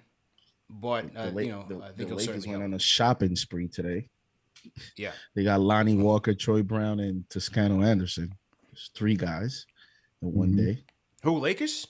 Yeah. Interesting. I didn't hear that. I did not hear that. Okay. So Lakers getting a little younger, a little more athletic off the bench. I like Lonnie Walker. Definitely like him. This is Kurt Goldsberry. He's just 6'1", but he's simply one of the best interior scorers among all guards in the NBA. Talking about Jalen Brunson. Out of 37 guards that took at least 200 shots between 3 and 10 feet last year, Brunson ranked first in efficiency, hitting 57.5% in that range. Can't sleep on that, man. Look how much we struggle watching Julius and RJ brick it up from 3 feet out. It's gonna be refreshing to have a guy that can drive, score on his own, and finish. Good. And no, I was saying, talking about being in certain groups and company, out of this past season, players that scored 15 points or more, four more assists, and over 1 3-pointer per game while still shooting over 50% is Jokic, Giannis, Drew Holiday, KD, LeBron, and Jalen Brunson. Only 6 players were able to accomplish that this past season. So, I mean, he not saying that he's Jokic, Giannis, KD, or LeBron, but it does show you that this is an impact player that you are getting on your roster. And that's the whole point of constructing a team, is you want impact players on your team. Yeah. That's a fact. Have you guys seen the love from the league that Brunson was getting, from starting with Mikal Bridges? He tweeted out, "Y'all must not know how cold JB really is." Desmond Bain responds, "Bro got game." John Morant responds, "Game." So getting support around the league for how talented he is. Yeah, no question, man. Got to respect it. I think he will help. Just how much he'll help, I think, is going to depend on the others. Especially how about I sent you something if you want to play it from Davion Mitchell. It's like 30 seconds on Jalen Brunson. It's pretty interesting. Okay, yeah, I'll play that up. Salute to everybody in the chat. Once again, hit that thumbs up button for you boys. Creeping up on 4,000 in the chat. They're not finished with us yet, fellas. We are growing. I just talked about we had like 3,600. We're creeping up on 4,000. Do me a favor, people in the chat. Hit that like button, hit the subscribe button, and share this video right now. Let's see if we can double this up in a record amount of time. Let's see if we can do that. Definitely appreciate everybody for tapping in with us. The Knicks Free Agency Central, NBA Free Agency Show, CP the Franchise, JD Sports Talk, Alex Rotaros in the building. Shout out to my guy, J. Cal, Jason Calcanis, $20 super chat says, salute to Knicks Nation. How much better will we be this season? I say 10 to 15% better, 44 wins. Creeping up on the 50 burger. Only 6 more, J. Cal. Only 6 more. He's at the midway point. He's at the midway point. You know what I'm saying? He's in your ballpark, CP. Hey, that you gotta keep it conservative. I like that. I like that. I'm gonna hold off. I'm gonna wait. You gonna wait? let me wait until after Summer League, man. Okay. Let me wait until after Summer League before I start thinking wins and projections. Hey, well, at least you can count on 4 games against the Nets you could eat off of. So that's a fact. We had 37 last year. Tack on those 4 against a carcass Nets team. Hey, that's 41 right there. How about this? Can we thank RJ Barrett for the demise of the Nets? Because think about it. Think about this. Jason Tatum credits the Celtics surge after the shot that RJ had, the buzzer beater. That's right. The Celtics then turn around their season, go on a crazy win spree, sweep the Nets, and get to the finals. That's right. So now with all this demise, can we really thank RJ Barrett for the demise of the Brooklyn Nets? He got them motivated. RJ spurred the Celtics run by himself. Now let's go give him a max. Now let's go give him a max. CP's like, well, hold on. He's like, whoa. Let's go. Nah, man, RJ's my guy, man. I'm rocking with him. I'm rocking with him. Where'd you send the both accounts? Which one? Both accounts. On Twitter? Yeah. All right, hang on. Let me pull that up. So to everybody in the chat. It's pretty nice. Pretty interesting what he said, actually. I mean, Davion Mitchell is known to be one of the up-and-coming top, perimeter defenders in the NBA. It's a past. All right, hang tight. Let me pull that up. Good stat by Goldsberry there for sure. Let me pull that up. Okay, Davion Mitchell. Let me retweet this real quick, and then unmute this, and then make this a little bit bigger. Okay, all right. Let's pull it up. The sound bite. Davion Mitchell on Jalen Brunson. Donovan Mitchell really don't like guarding. I'm not gonna say I don't like guarding, but because I love guarding everyone. But Jalen Brunson, he's not skinny, but he's so skilled. He can bump you and he's just probably like the hardest person I've guarded. Wow, Really? just a quick first step, huh? Like I'm never gonna speed him up. So I'm probably him and Donovan. Donovan Mitchell is definitely hard to guard too. I'm not gonna lie. I'm talking about for Jalen Brunson, like someone that's underrated like that, but like he's still up there. Like it's guarding him. Like I really look forward to guarding him every night, but I know like, man, I can't, you know what I'm saying? I can't mess up. Like, cause he's going to see it, he's going to expose it, he's going to score the ball. You know what I'm saying? So it's like, I love guarding him. Interesting, very complimentary, man. Very complimentary was Davion Mitchell and Jalen Brunson. It wasn't general talk. He actually gave you some analysis. Yeah. So this is not helping the front office case and under promising and over delivering. We're selling tonight, baby. We're selling, man. This is free. We're agency. not buying that report. This is free agency. We are selling tonight. We got to feel good about something. My man just talked about the 50 burger. Another guy talking about playoffs. Jay Cal talking about 44 wins. We got to sell. Sell. But this is what I love about the community is, like people love to talk about how, it's so tough to play here. The Knicks fans be wilding and all that stuff. But as you can see, when you with us and, we root for you, we go the extra mile. Bro. You know what I mean? So it's one of those things. You get the best of both worlds. But when you're on our good side, there's no fan base. None. I mean, this fan base, I see tweets about RJ all the time with crowns on his head. He's the king. Like, this is how we treat players when, we like you, when you're playing well. And so to me, when I hear this stuff about criticism about Knicks fans, man, I ain't trying to hear that. Bro, CP was just on SNY talking Knicks, and now he's here, right? Hosting this show. And we all got in around 7. We've been going, it's 10 o'clock. Yeah. And we got about 4,000 watching us. 4,000 on the check-in. That's why Knicks fans are the greatest fans. Yeah. Because look, it is June 30th. There's no NBA action whatsoever. There's no Knicks basketball, but about 4,000 are tuned in right now to get the scoop and just 100%. hear about their team because they love the team. 100%. That tells you how passionate we are, how much we love this team. Yeah, Hawks fan TV is probably like, wait, 4,000? Yeah, are they getting KD?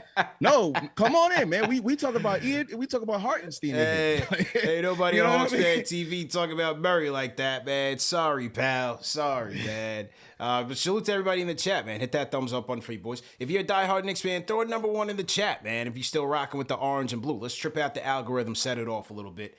Throw a number 1 in the chat if you're rocking with the orange and blue heavy, man. Definitely appreciate everybody for tapping in.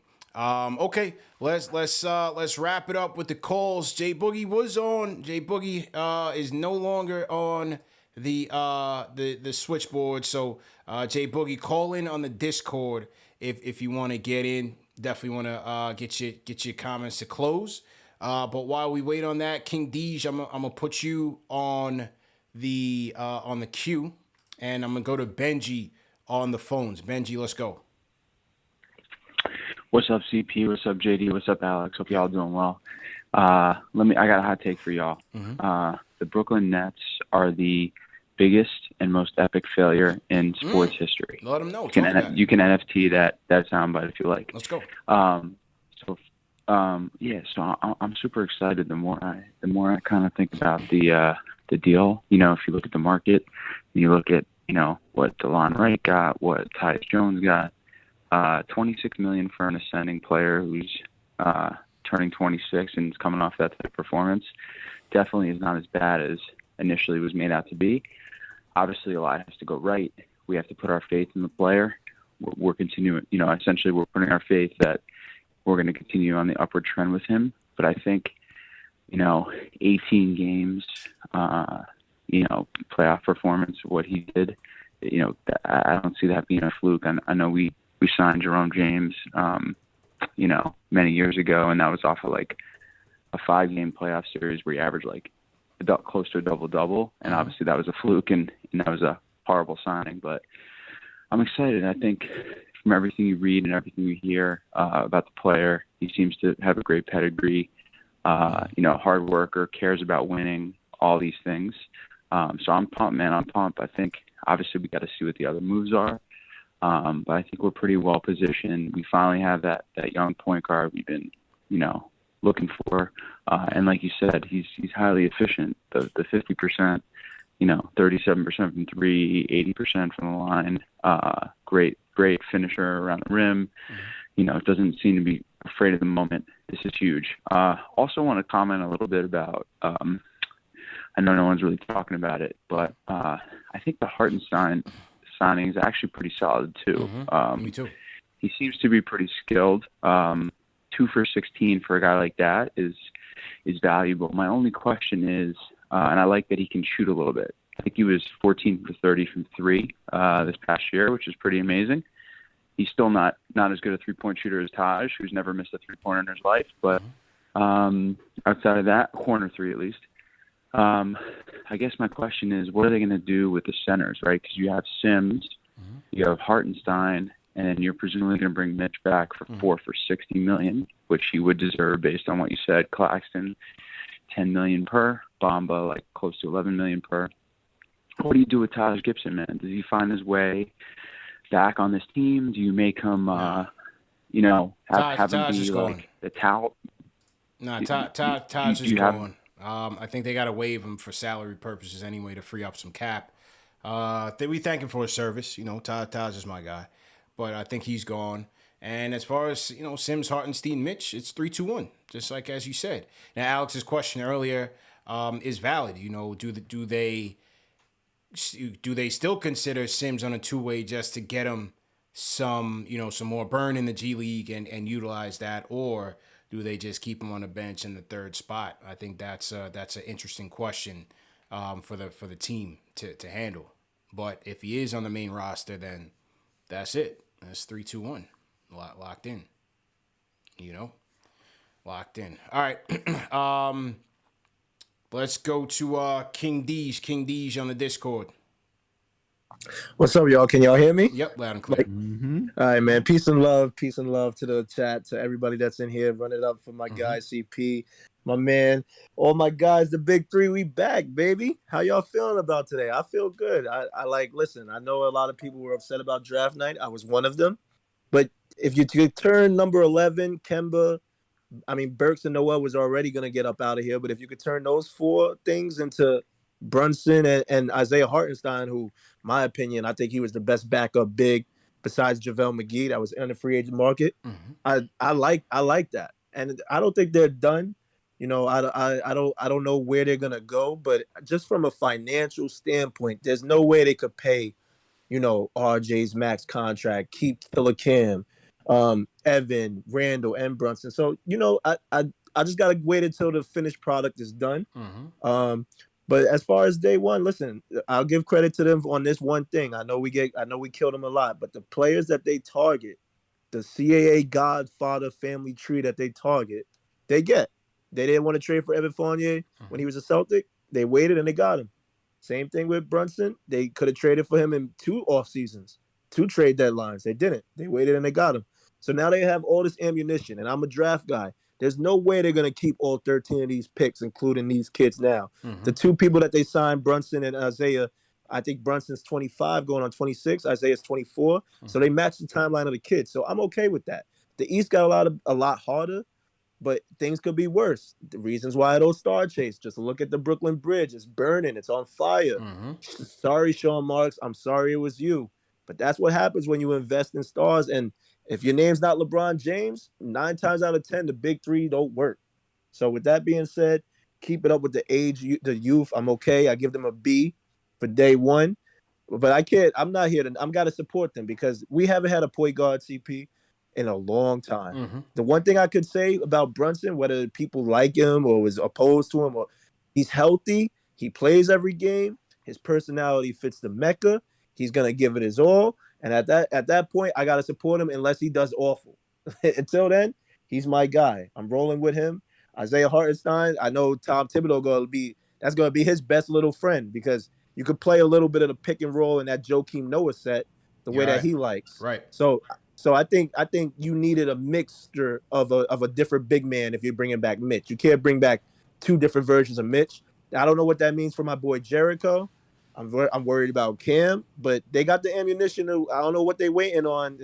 It's very quiet in Utah. Utah had a bad day. I'm not speculating, but I'm just saying Utah had a bad day. Yeah. So with that being said, I hope Jay Boogie is here, but just want to say peace and love to y'all 3, man. Peace and love to everybody that's here.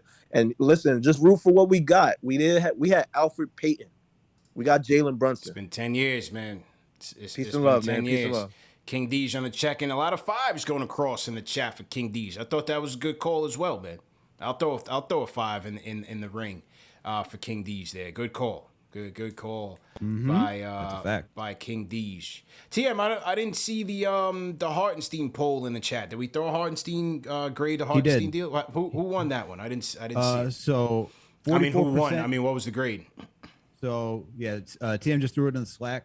So the grade for Hartenstein, B got 44%, A got 33%, C got 16%, D got 5%, and that was 2.9 thousand votes.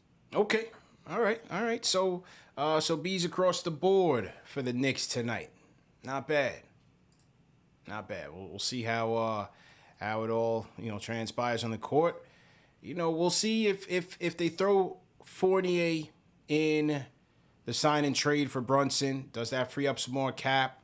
Other than that, I don't really see much more action going on. They don't have cap right now with Hartenstein and Brunson. So I think that's pretty much it. But we'll see how it all plays out. And if anything goes down, you guys know where to find us, man. Number 1 show for the fans by the fans, no doubt about it. I think this was an excellent show, fellas.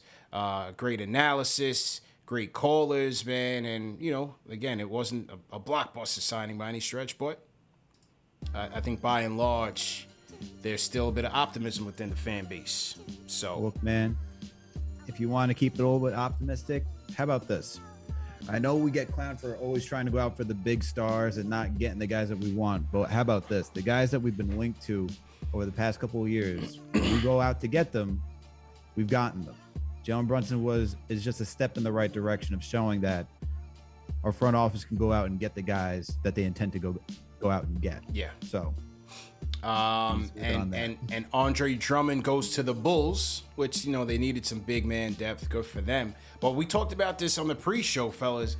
Things have been awfully quiet with regards to Zach LaVine, who's a free agent. What are you trying to say, CP? I don't know. I don't know what to make of this, This man. is Knicks Fan TV. We do talk about the Knicks here. Yeah, I don't know what to make of it. I mean, a top 5 on the free agency list this year.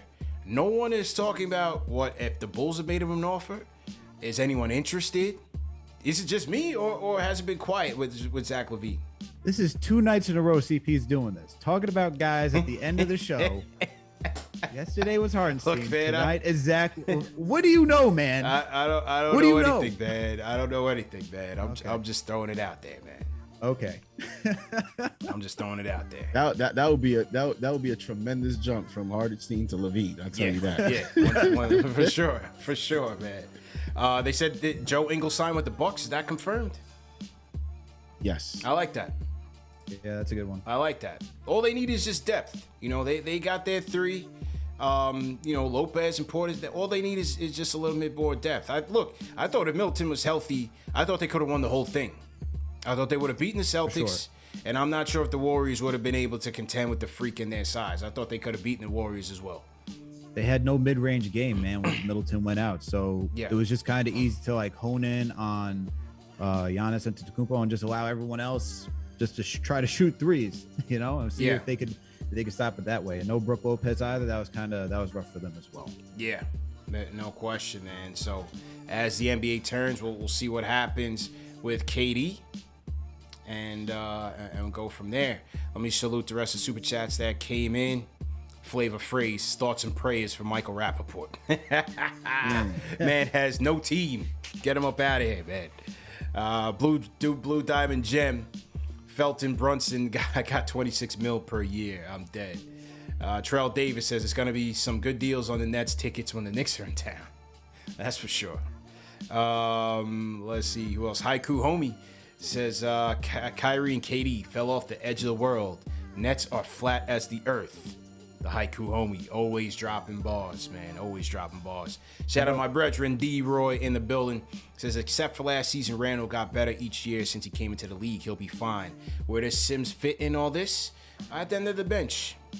007, Angelo. Says, I'm still LOL at KD getting sick and tired of Kyrie's BS and requesting a divorce. Knicks are cool again. Bye, KD. See ya. Good comment. NY Sports Guy says, one thing to note about Brunson's potential play in New York, how much of his game last year was due to kids coaching? Yeah, I did talk to my guy last night about that. Again, we're going to see. How much was his productivity a product of the offense that he played in? And we'll see how Tibbs and the Knicks offense impacts his game. It's gonna be very interesting to see how that opening night. I can't wait, baby. Opening night. It's gonna be another zoo, man. It's gonna be another zoo. Khalil Smalling says, I was ridiculed, tarred, feathered on Discord and Twitter for saying that Brunson is the target.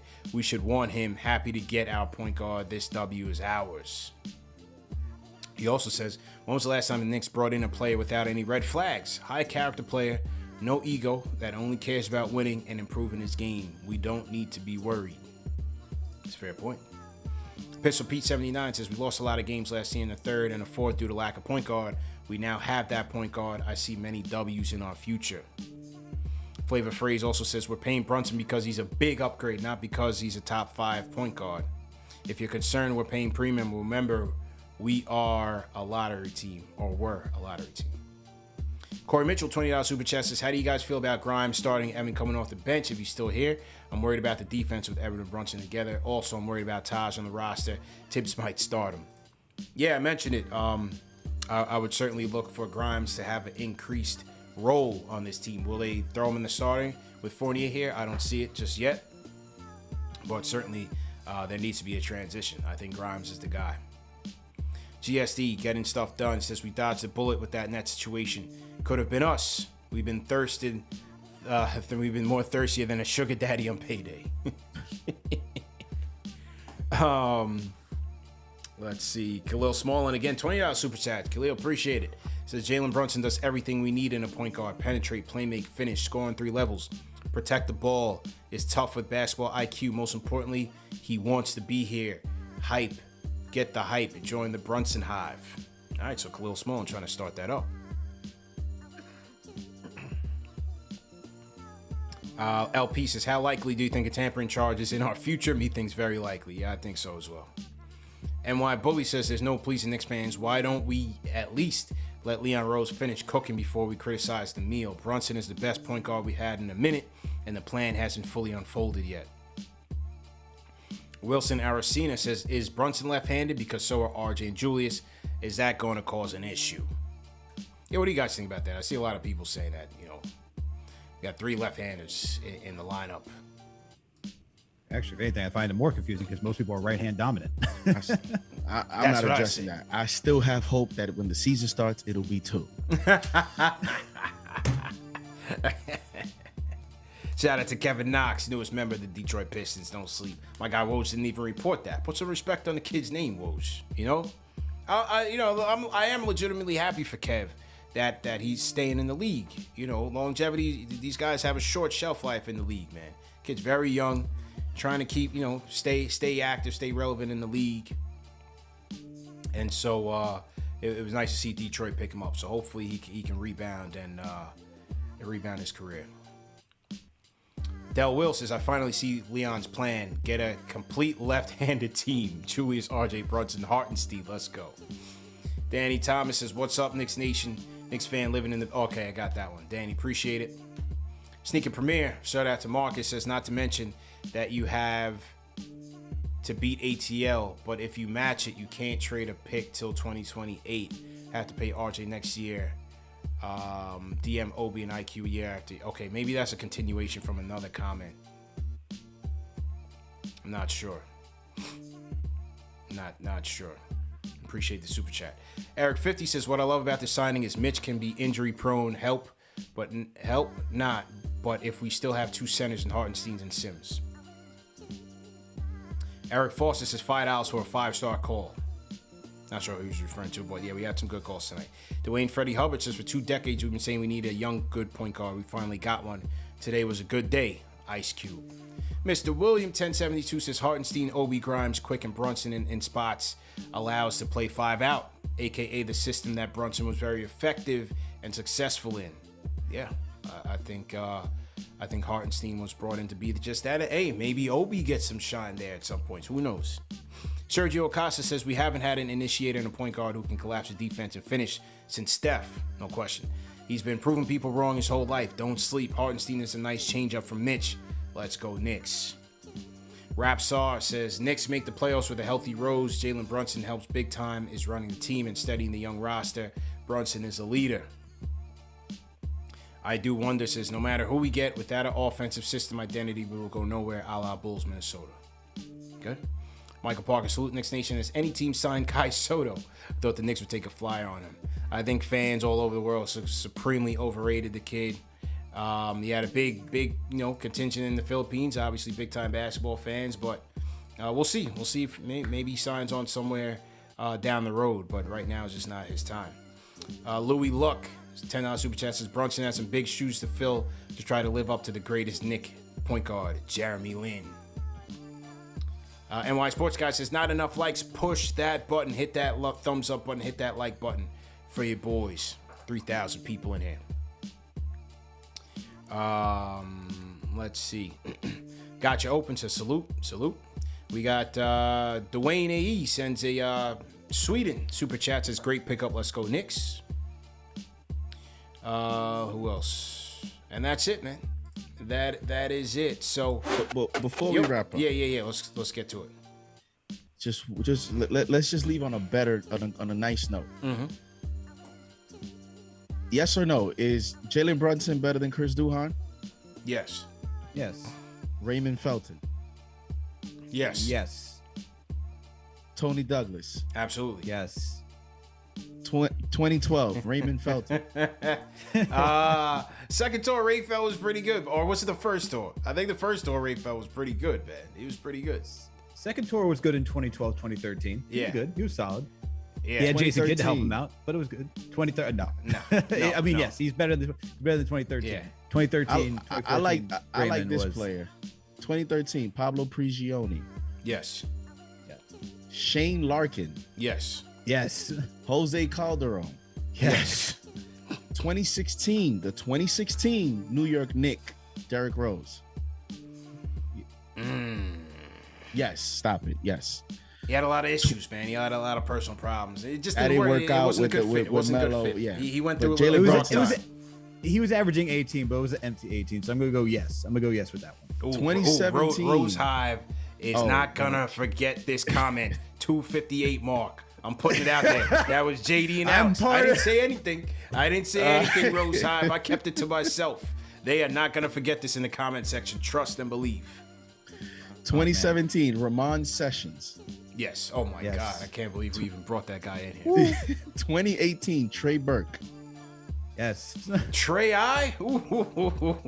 Yes. 2019, the polarizing Alonzo Trier. Oh man. Yes. Yeah. Shout out to Trey Peoples, man. He was good people. And 2020, do I have to say it? Elfrid Payton.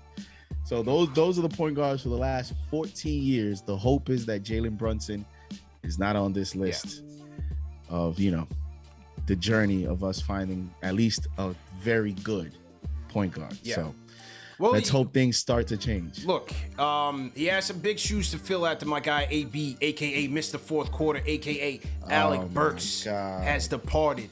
Foot surgery and everything, man. They were trying. I wonder why he had foot surgery. He's working. CP. He's doing I wonder why everything. he had foot. Maybe it was because he was playing 40 minutes in game 82.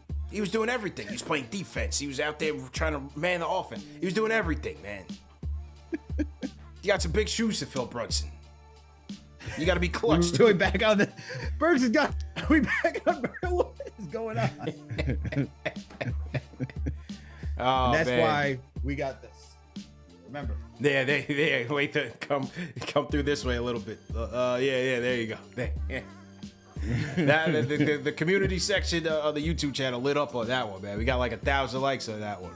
So that was the most engaging post on the community section. So good job. You have to you take your time, CP. Let's watch some summer league. Yeah. See some preseason, and then you're gonna have to announce who's your new, who's the leader of your Hives here for the new season.